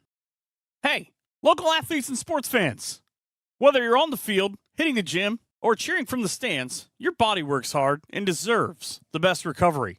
With over 2 decades helping area athletes perform at their best, Carrie Radzik and her team at Defiance Therapeutic Massage and Wellness Center are now offering new services to support the whole community in living healthier and more balanced lives. These exciting new services include the Halo Sauna, which combines dry salt therapy with medical-grade infrared heat for deep muscle recovery and reduced inflammation. Salt Room Halotherapy, where you can clear your lungs and airways, improve skin conditions, and boost the immune system. Medical-grade red light therapy, which helps to accelerate tissue repair and promote cellular healing. Foot Detox and Mineral Foot Detox, where you can release toxins and restore balance after a stressful week or workout. Each therapy can stand on its own or be combined to create a personalized... For all of you joining us, the Rams have cut it to 2. Short kickoff on the Parker Hancock attempt, taken by Edgerton at the 30. Gets out to the 33-yard line. Parker Eldon tackled immediately. Now the most important thing is, let's see who comes out to quarterback the Edgerton Bulldogs. Yeah, I don't think it's going to be Maddox Baker. This is not freshman quarterback Mason, or freshman quarterback. No, it's Mason Elders. Is it? Mason Eldon, number 12. Yep. Yeah, Mason Eldon. Mason Eldon will come out, who is a junior, but he's been a receiver all year. So Eldon, with 4 receivers in set, takes the snap, fires it out here. Almost intercepted by Dylan Shively at the 40. Gusweiler, I think, got his hand on it maybe. I don't know. Wow, I'm surprised. Come out with your backup quarterback and you're ripping it already. Thought maybe he'd hand the football off, but... 2nd and 10 from their own 33. Edgerton going back to that hurry-up offense. 4 receivers in set. Handoff, Puente breaks it across the 35. Tackled at the 37-yard line. A huge 3rd down coming up for the Rams defense. 3rd down, and we'll call it 6. Gemina is on the tackle for Tinora. Under 8 to go in the 4th quarter. 30-28. Edgerton by 2. And they're all GMC quarterback Mattis Baker out on this drive. 4 receivers far side, 1 near side, empty backfield. Eldon takes a snap, throws an out. Incomplete at the 50, intended for Carter Gibson. Edgerton will punt the ball back to Tinora. 7:39 to go. Rams trail by 2, 30-28. Wow, 3 passes didn't even run any time, or 2 passes there didn't run any time off the clock. Boy, this game changed in a hurry. In a hurry. Wow. Owen Reynolds back at his 30. Sanchez with the kick. Oh, Off the side of his foot. Hits at the 40. Gets an Edgerton roll. Picked up by Reynolds at the 35. Gets to the 40-yard line where he's pushed out of bounds.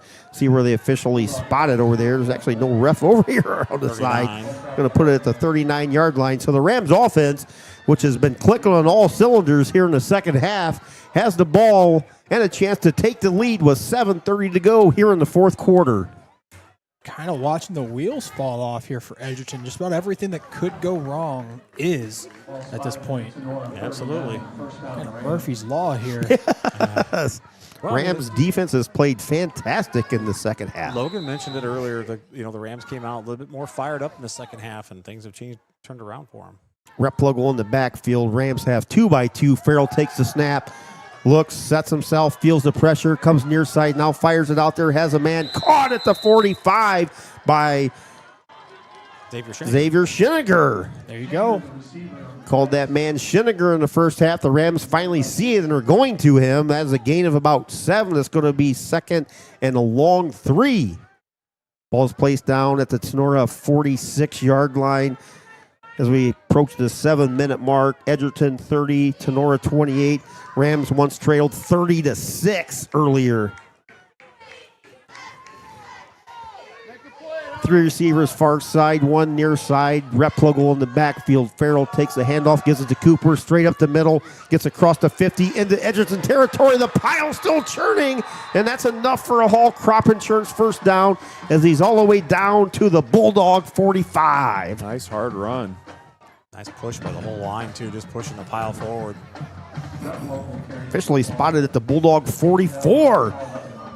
Really, what you want to do if you're the Rams is just milk this clock and take it in for a score, try and kick a field goal. And we've seen Parker Hancock plenty capable of kicking at least a 40-yard field goal. Just put it in the end zone. And we'll take that, too. Rep Logo with a handoff, tripped up at the line of scrimmage, falls forward for a gain of a yard or maybe 2. Going to be second and long for the Rams offense. Rep Local carried the ball for the Rams. Second and 8 from the Edgerton 43-yard line as the clock is down to 6 minutes to go here. Paulding, the Panthers pulled away from Antwerp in the second half, 33-6.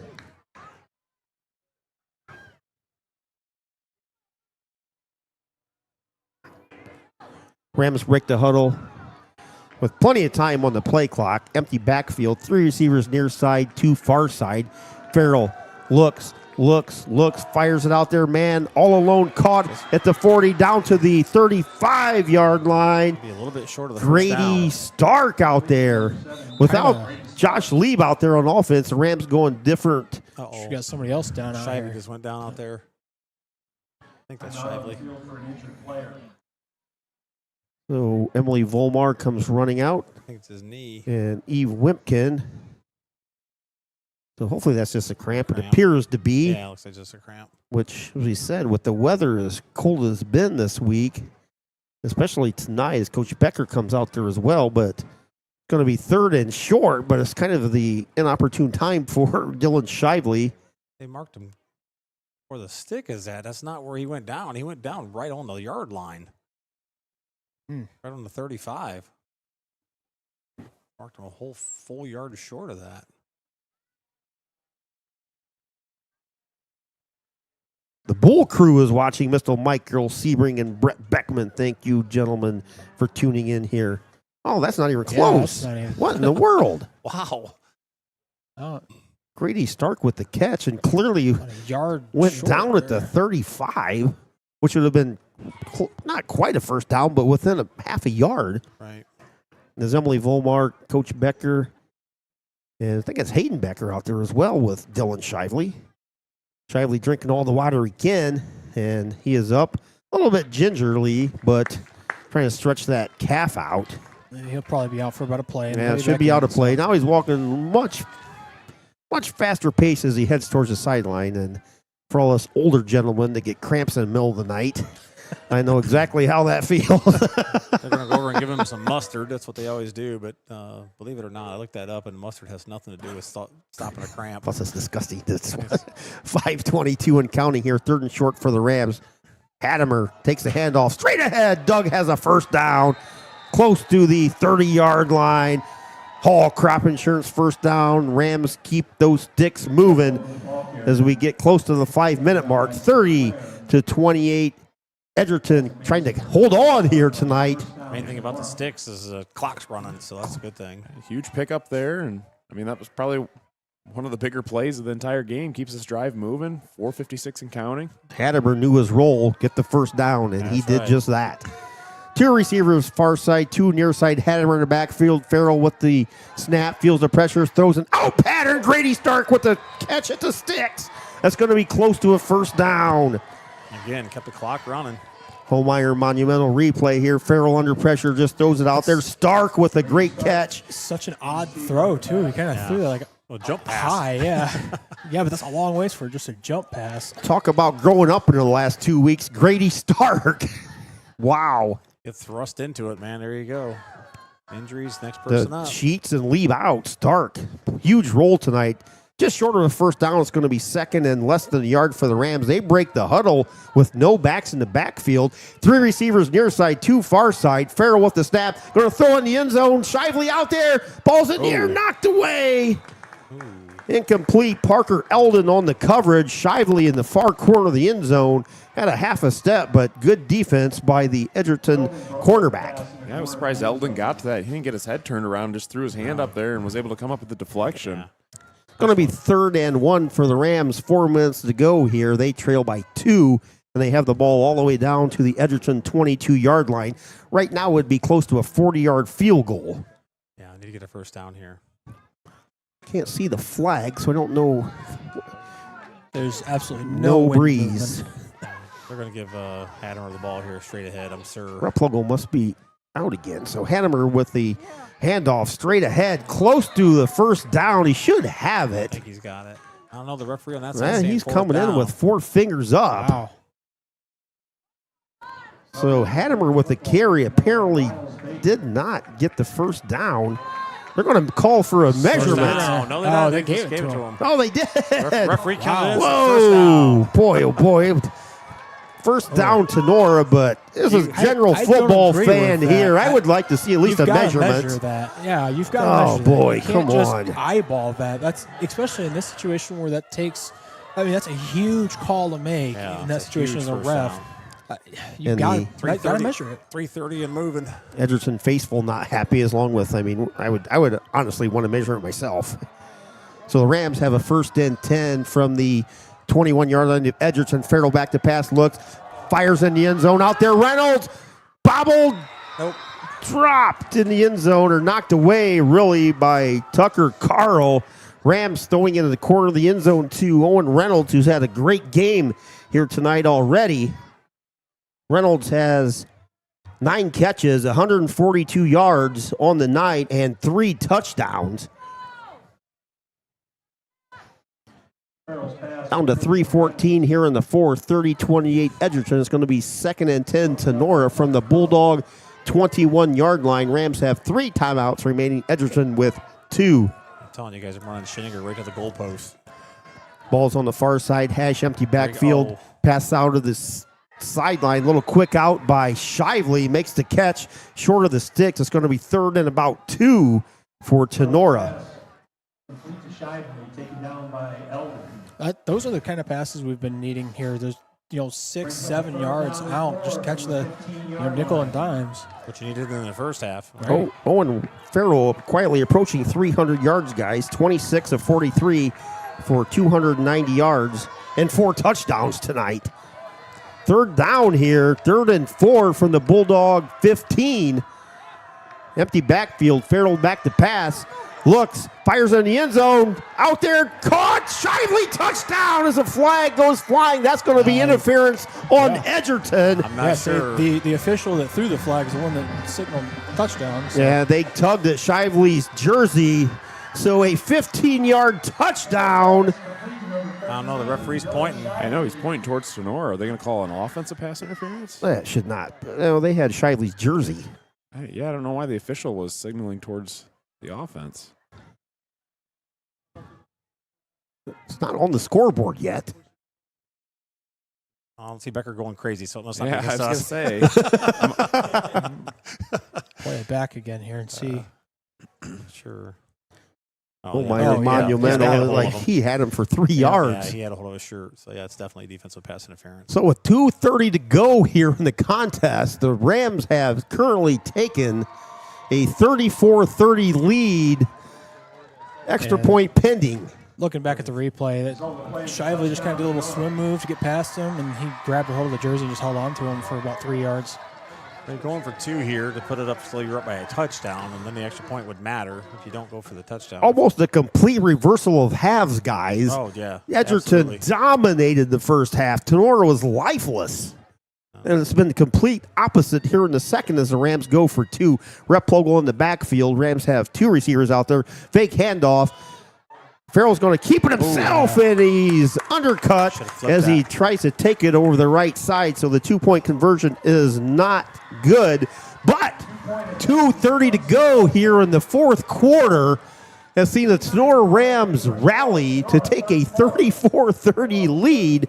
2:30 to go here. We'll keep things here. Rams have 3 timeouts remaining. Edgerton has 2. But the biggest thing, guys, is Maddox Baker is on the bench. Maddox Baker is He is not going back in because not he does not have his helmet on. in the game. Maddox Baker completely dominated the first half here. Yeah, between him and Kellen Sanchez, they were pretty much a 2-man show for Edgerton there, and Maddox Baker is out. Not sure what happened, guys, but he doesn't have his helmet on down there on the sideline, so I'm guessing he's not going back in. Owen Reynolds, 305 yards tonight, 5 touchdown passes. Wow. Incredible comeback tonight. And the Rams need this victory at least to have any chance at a playoff game in Week 11 next week. Hey, we may know before we leave if they make the playoffs. The rate we're going now. Every game's going to be final in the area. Hancock with the ball at the 40, approaches it. Line drive kick. Rolls all the way down and still rolling. And Edgerton falls on the ball at the 17-yard line. Tucker Curl just hops on it. So the Bulldogs need a touchdown. I think Puente was getting ready to pick it up. They got to go 83 yards for a score. It's a costly mistake for Edgerton. Yeah. Field position. That's not what you want for the Bulldogs. Second half, the Rams defense has allowed, I believe, under 30 total yards. Backed all the way back up. 2:29 to go. First and 10. They're going to throw deep. Passes intercepted by Shively That's gonna at the 35-yard line. Yeah, he stepped out of bounds on that. Yeah. I wasn't sure if he went out of bounds. I'm like, oh. Wow. Jeez, we that's- saw that happen before. Intended for Carter Gibson. But Mason Eldon blindly threw it.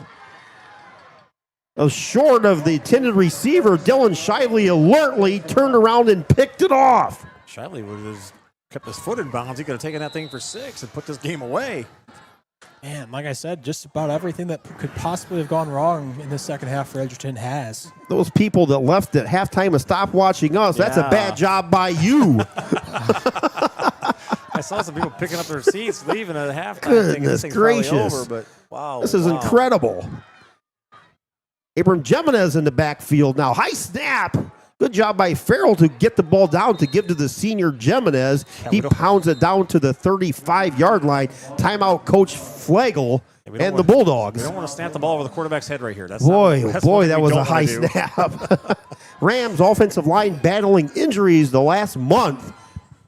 Have Parker Hancock playing line again for the second straight week and occasionally bouncing out on defense in the secondary. If the Rams can hold on to win, this would be one of the greatest comebacks in Tinora football history, at least recent memory. I can't remember a bigger comeback than this. What about the Airsville game? That was a come from behind win, wasn't it, last year? Well, it That wasn't was a quite tight this game, big a deficit, though. That was a fairly tight game. Yeah, it wasn't a big of a deficit. This was 30-6. Massive. at the half. It was 30-6 Edgerton, and they had nearly 400 yards of total offense. And I don't think they have over 400 yards still. They got 398. Wow. So the Rams defense basically came out like the 1985 Chicago Bears. Yeah, hurry up, 'cause the play clock's ticking. Play clock is at 13 as the Rams break the huddle. Going to be 2nd 9 from the Bulldog 36. Two backs in the backfield now, Replogle and Hattemer. Replogle takes a handoff off the right side, slips through, still on his feet, 30, 25. Still going down to the 24-yard line. Shoestring tackle by the Bulldogs may have saved a touchdown. Tucker Curl, first down to Tinora. Brought to you by Hall Crop Insurance. It's a first down. Rams had negative yards rushing at the half. Bulldogs down to just one timeout. We're under 2 minutes to go. 34-30. Rams just need to run the ball here. Replogle checks out. Jimenez back in. 1st and 10 from the Bulldogs 25. Snap goes way over the head of Farrell, but thank goodness there was a penalty. I don't know whose fault that was, but the whole offensive line kind of moved, and all of a sudden Bailey just launched it. So that'll march the Rams back 5 yards. 1:40 to go here. Bulldogs have one timeout. Rams have all three. 34-30 Tinora. Rams trying to cap an incredible second half comeback, trailing at the half 30-6. Another whistle and another flag. Come on, guys. Just get underneath center and snap the ball. Was 1st and 15, is now going to turn into 1st and 20. Flag on the play is false start against the Rams. Game clock's at 1:40. Rams lead 34-30. Thanks for joining us on this Sunday on the Woo and WDCM. We appreciate that. Even if it is 1st and 20, we don't want to throw the ball here. You just want to run. You can't literally lose the game outside of a fumble here. Edgerton with one timeout. Can't stop the clock more than one time. I'm saying I don't know why we don't get underneath center. Farrell hands it off to Jimenez. Jimenez off the left side, hits a line of scrimmage, spins forward for a couple yards. Ball is fumbled. Edgerton appears to have recovered the fumble. Still going to unpile. They're looking. The refs are getting together. Edgerton saying, we got it. Tinora saying, we got it. Edgerton with the fumble recovery. So with 1:32 to go in the game, Rams fumble the ball at their 35-yard line, recovered by Edgerton. The Bulldogs have one timeout and the ball and trail 34-30. That's fighting for those extra yards there, and got spun around and got the ball stripped out of your hands. That's where you just take this drop. I mean, you're 132. They got to call timeout. And all you use after that is just take couple knees, and the game's over. So the Bulldogs still without Maddox Baker, Mason Eldon under center. So that's still the big part of this, is that they don't have their quarterback. We're going to have an official timeout here. Rams called a The timeout. Rams call a timeout. So 1:32 to go in the contest. Edgerton with a 1st and 10 from their own 36. Bulldogs need a touchdown to take the lead. 34-30 Tinora, trying to hold off. Basically, the only thing that couldn't happen for Tinora just happened. Oh, man. Who's number 54 for the Rams? Somebody's wearing a 54 jersey. I don't know who it is. That might be Liam Bainfeld. I think Liam switches his jersey from 6 to 54. Oh. Eden with a 39-36 lead over Montpelier. Lipsick all over Ada, 47-14. Patrick Henry, 45, Evergreen 3. Defiance loses to Salina, 17-14. Fairview 70, Hicksville 22. Liberty Center 33, Archibald 14, Napoleon 49, Wait nothing. Columbus Grove 48, Bluffton 38 here, 34-30 Rams with an incredible comeback trying to hold on. Pass, hit, throw up there, ball's knocked away. Guys, don't fight over the ball here. Caden Sinclair was behind the Rams defense, and the ball got batted up in the air by a couple Rams defenders, and it fell to the ground, but another couple half seconds in the air, and Sinclair is headed in for a I touchdown. would rather see one of the Rams go for the defender or the offensive guy, and one of them go for the ball, because if you both go for the ball and you miss, there's nobody to help. We had a flag on the play, hold on the Bulldogs offense. We'll march them back 10 yards, so it's going to be all the way back to the Bulldogs' 26-yard line, 1st and 20. The Rams trying to hold on here. 1:27 to go. Pass out here in the flat, and a catch in the lateral. Little 5-yard pass caught by Carter Gibson. He flipped it around to Kellen Sanchez for another couple yards. Got about 11 on the play. It's going to be 2nd and 9. Little hook and ladder action there by the Bulldogs. The Rams have been absolutely stifling this game, this second half here, and they just need to not change anything. Don't play preventative defense, that kind of thing. Just do what you've been doing. 2nd and 9 from the Bulldog 36. Another little out pattern. Caught in bounds. That's in bounds still. Yeah. Yep. Good call by the ref there. Minimal gain on the play. Caught by Carter Gibson, but made the mistake of staying in bounds. Clock is approaching 1 minute to go here. It's 3rd and 4 for the Bulldogs. The ball was rolling. Elson takes the snap as he rolls back, and Abram Jimenez makes up for that fumble with a huge sack. They got to call timeout. It's going to be 4th down. They had to call timeout. Clock's down to That 46.9 clock continues seconds. to roll. So Coach Flagel burns his final timeout there. But guys, Abram Jimenez says, I made a mistake, and I'm going to make up for it right here. Yeah, he got back there. Ball rolled on the ground.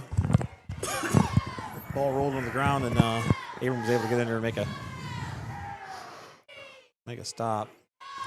46.9 seconds to go. 4th down and 4 for Edgerton. Balls on their own 31 or 14. Yeah, 4th down and at least 14. Well, the scoreboard's not I'd updated. say 4th down and 15. I'll just say 4th and 15. So 4th and game, really, for really. both teams. Yep. I was going to say the same thing, Keith. It's 4th down on the show here. Don't get the first down, it's over for Edgerton. That was their last time out. Rams need the win to keep their slight playoff lives available. Rams and Bulldogs break the huddle back on the field on this 4th and 15.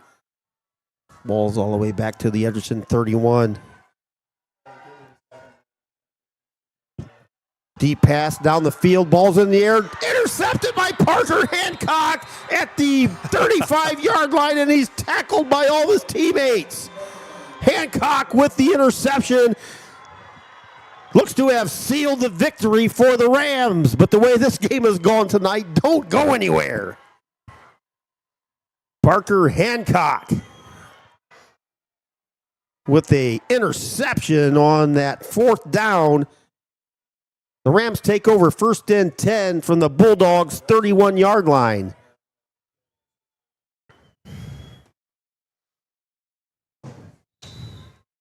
Incredible. That's all I have to say. Absolutely incredible here. One snap, and this game is over. Bulldogs out of timeouts. Rams in victory formation. Farrell. I don't know why we don't got underneath the center here. Yeah, Get underneath the center. There's no reason to take this from a shotgun snap. Farrell in shotgun takes the snap, takes a knee, and that will be the final snap here at Edgerton, Stauffer's Field. Edgerton falls to 6-4, 3-4 in the GMC, and the Rams go to 5-5. Tinora will go to 5-2 in the GMC, and the Rams will await their playoff fate.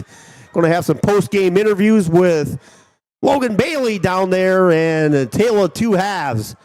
The Rams flip the script and come back and win 34-30 over the Edgerton Bulldogs. We'll take a couple breaks, and we'll be back to recap this one on your Bid Like and Insurance Investments post-game show. Hey, local athletes and Stark Brothers Advertising in Defiance is here to help you grow your business. If you are a business, new or old, looking to improve your customer reach, Stark Brothers Advertising is here to help you and to get your name to stand out from the others. Contact Brian Stark at Stark Brothers Advertising for more information at 419-438-2063. Stark Brothers Advertising, a proud sponsor of the Tinora Rams. Okolona Tavern, located in downtown Okolona, is the home of the famous Okie Tavern Wings. Stop in after the game and get some delicious wings, burgers, fries, onion rings, and enjoy an ice cold beverage while talking about the game. Hours of operation are Tuesday to Sunday, opening at 4 p.m. Check out the Okolona Tavern on Facebook for a menu before you head out. Mexican food specials every Thursday and Sunday. The Okolona Tavern, a proud supporter of the Tinora Rams. Are you tired of losing money on your 401k or other retirement accounts? Well, you're not alone. Do what many area residents have done and call Postgame Insurance and Investments. With safe money strategies offered to you by PI&I, you can still have the benefits of market earnings without the risk of taking market loss. Sound too good to be true? Give us a call, and with experienced agents at PI&I will work with you to understand how you can do just that. If you're more interested in the CD-style accounts but are fed up with low CD rates, PI&I agents can set you up with an account with rates currently as high as 5.5% fixed, with certain restrictions apply. Call us today at 419-782-2500 to help you set up a plan that meets your investment goals. That's 782-2500. Postgame Insurance and Investments, protecting everything you've worked for. Your trusted pool and spa specialists in Northwest Ohio are Defiance Water Recreation. They are your all-in-one destination for pools, spas, and water care solutions in the region. With over 44 years of experience, they offer top-quality in-ground pool installations, expert maintenance services, and a full selection of pool and spa supplies to keep your water crystal clear all year long. They offer custom in-ground pools, above-ground pools, hot tubs, and spas, along with complimentary professional water testing to ensure a cleaner, healthier pool and spa. Located at 1495 Ralston Avenue in Defiance. Stop by and see Brent and Julie Signs and their excellent team. For more information, give them a call, 419-782-2618. Defiance Water Recreation says, let's go Rams! Higbee Embroidery of Defiance offers custom screen printing and custom embroidery to local high schools and individuals from all areas. Connie Higbee and her staff have been serving and supporting Tinora High School as well as the Tri-County area since 1999. From throws to t-shirts to school jackets and much, much more, Higbee Embroidery is here to serve your custom needs. Higbee Embroidery also offers custom artwork if it is needed to complete your project. Higbee Embroidery is located at 1940 East 2nd Street, right here in Defiance, Ohio. Contact them at 419-428-3000 or visit them online at higbee.com or Higbee Embroidery on Facebook. If you are looking for a customizable item, Higbee Embroidery is your place. Higbee Embroidery, a proud sponsor of the Tinora Rams Live Player of the Game Award. Looking to buy or sell property in Ohio or Michigan? Then you need to talk to Kenton McQuillan from Mossy Oak Properties at Bauer Realty and Auctions. Kenton grew up right here in the Black Swamp region, giving him an unparalleled understanding of Northwest and Central Ohio. Kenton is licensed in both Ohio and Michigan, so you can trust that he has you covered. Whether it's ranch land, prime farmland, timberland, or that perfect residential property, Kenton McQuillan is ready to help you find exactly what you're looking for. He's passionate about connecting people with the perfect property. Don't wait. Give Kenton McQuillan a call today at 419-576-2978. That's 419-576-2978. And Kenton says to all the Rams out there, go Rams! Welcome back to Edgerton High School, and boy, oh boy, hope you didn't leave us tonight. If you did and you're just tuning in, boy, did you miss something special. The Rams trailing 30-6 at the half. Totally dominated in the first half by the Edgerton Bulldogs. Rams came out of the locker room with a completely new team, rallied for a 34-30 win over Edgerton. Welcome to the Bid Like and Insurance and Investments post-game show. Boy, oh boy. I'll tell you what, Keith. We talked about it at halftime. The Rams had to find another identity in the second half, and boy, they really. And I tell you what, but I got to give it a little bit of, hats to the Edgerton Bulldogs because they played differently in the second half than what they did in the first half. I think they were being a little bit too conservative and they weren't on the attack mode like they were in the first half. As Logan kind of mentioned earlier, they were just coming after everything. They were pulling everything out, doing all kinds of stuff, and being very aggressive. And Maddox Baker was flipping the ball, and we were talking about being Patrick Mahomes-ish. And but boy, in the second half, it was a totally different team that came out from Edgerton. But boy, the Rams kind of snuffed them, and I don't know if that was part of the problem. Edgerton just didn't have any answer for Tinora the second half. Now Logan Bailey down there with our play of the game. And the play of the game brought to you by Patriot Outdoor Hunting. And our play of the game will go to Dylan Shively, who with 2:30 to go in the game, coming off a cramp and a 15-yard touchdown to give the Rams the lead. Down to Logan. Down here at the Patriot Outdoors play of the game, and Dylan Shively, you had the go ahead touchdown. Coming off a cramp with 2:30 to go, just take me through that play and how big it was, and what was going through your mind during that play. Well, it was out and up, and he didn't bite the way I wanted him to, so I kind of had to cut it and I just make up what was going to work, and luckily Owen can connect with me. Now, just take me through this game, man. What a tale of two halves. First half, you guys came out, you were not looking very good. It was all Edgerton. Second half, things totally reversed. It was all Rams. Second half, was there anything that was said in the halftime or halftime adjustments, or what was going on in that second half? It's win or go home. I mean, we had to get it our all. No, go back, nothing. Now, what are you feeling right now after such a big win? I mean, you guys were down 30-6, I believe, at one point. I mean, this is we were talking up there, probably one of the biggest comebacks in Tinora football history. Just if we make playoffs, I mean, that's what's on my head right now. All right, congratulations. Dylan Shively, Patriot Outdoors play of the game. Dylan Shively. Congrats. Play of the game brought to you by Patriot Outdoor Hunting, and heck of a game by Dylan as well.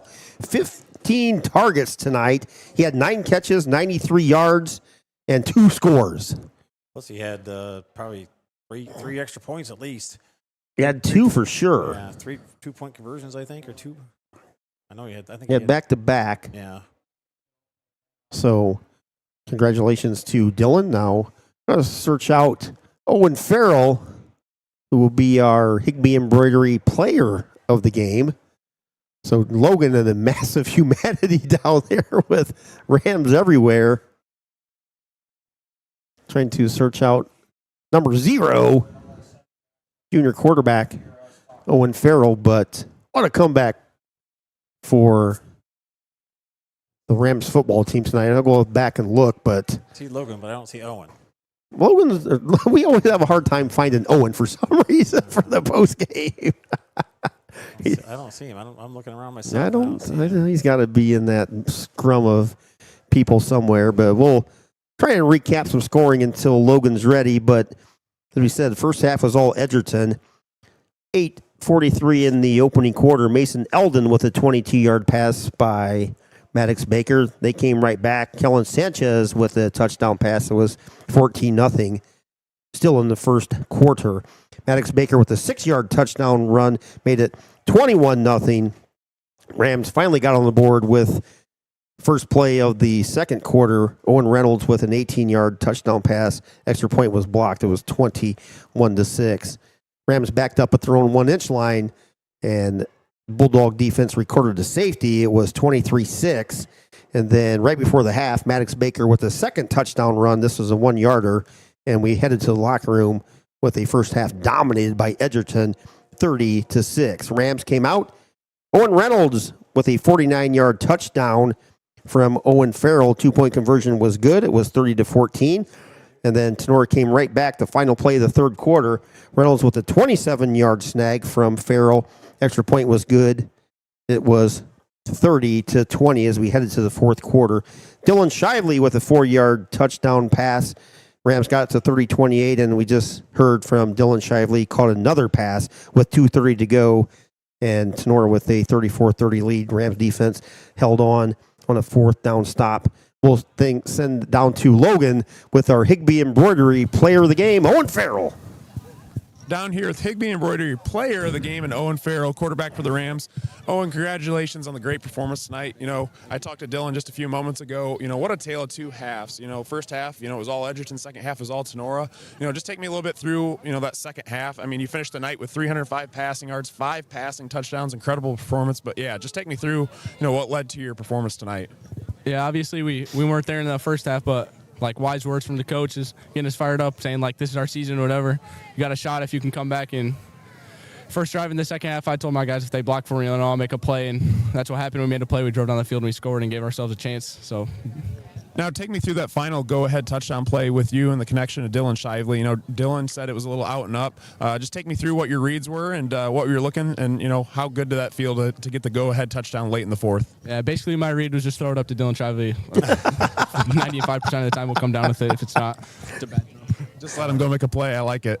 And then last thing, how good does this win feel? Things weren't looking the greatest the first half. Second half, you guys come out, you play strong, you finish on a high note. Now possibly playoffs if things roll in the right direction. So what are your thoughts on that? Yeah, it's awesome. We just wanted to come out here and have our season depend on us and not them or the rest or anything. So that's basically what the message was at halftime, and we put it on us and not them. So just proud of our guys. All right, congratulations, Higbee Embroidery Player of the Game, quarterback for Rams, Owen Farrell. Hey, congrats, Owen. Thank you. Congratulations to Owen Farrell as, again, the Rams rallied from that 30-6 deficit for a 34-30 second-half win. And me and Coach and Dr. AJ were talking, we really can't think of a bigger comeback. And we've seen a lot of Tinora football over the decades, but to rally from a 30-6 deficit in a game you're totally getting outplayed in to basically come back and dominate the second half. I don't think the Rams defense allowed more than 40 yards in the second half, guys. Yeah. And a 32 or 34-30 come from behind victory for the Rams. I'll give you the final numbers. Rams wound up with 68 plays, 342 yards. Edgerton, 66 plays, 403 yards. Wow. And we thought Edgerton would go over 500-600 yards of offense the way they were cooking in the first half. And they barely got over 400, so. Yeah, just like you said, Keith, tale of two halves, and the Rams made the adjustment at halftime that they needed to make. And I tell you what, it was like you said earlier, if people left early, that's their fault. They missed one heck of a second half. We're going to get a lot of views on this over the weekend. People going to watch the second half of this. Yeah, pretty incredible effort though by the Rams, and just kept fighting and was able to pull this one out. It just an awesome victory. So we'll watch the Joe Whitell updates here throughout the night. Nothing's updated yet on Joe's website, but his is pretty close to 98% accurate. Obviously depends on if games are played tomorrow and whatnot. But coming in, Tinora was 17th, and they needed a win, which they got. They needed a few dominoes to fall into place, but a fantastic win by the Tinora Rams. So Rams see their regular season end at 5-5. They were finished at 5-2 in the GMC. Edgerton falls to 6-4, 3-4 in the GMC.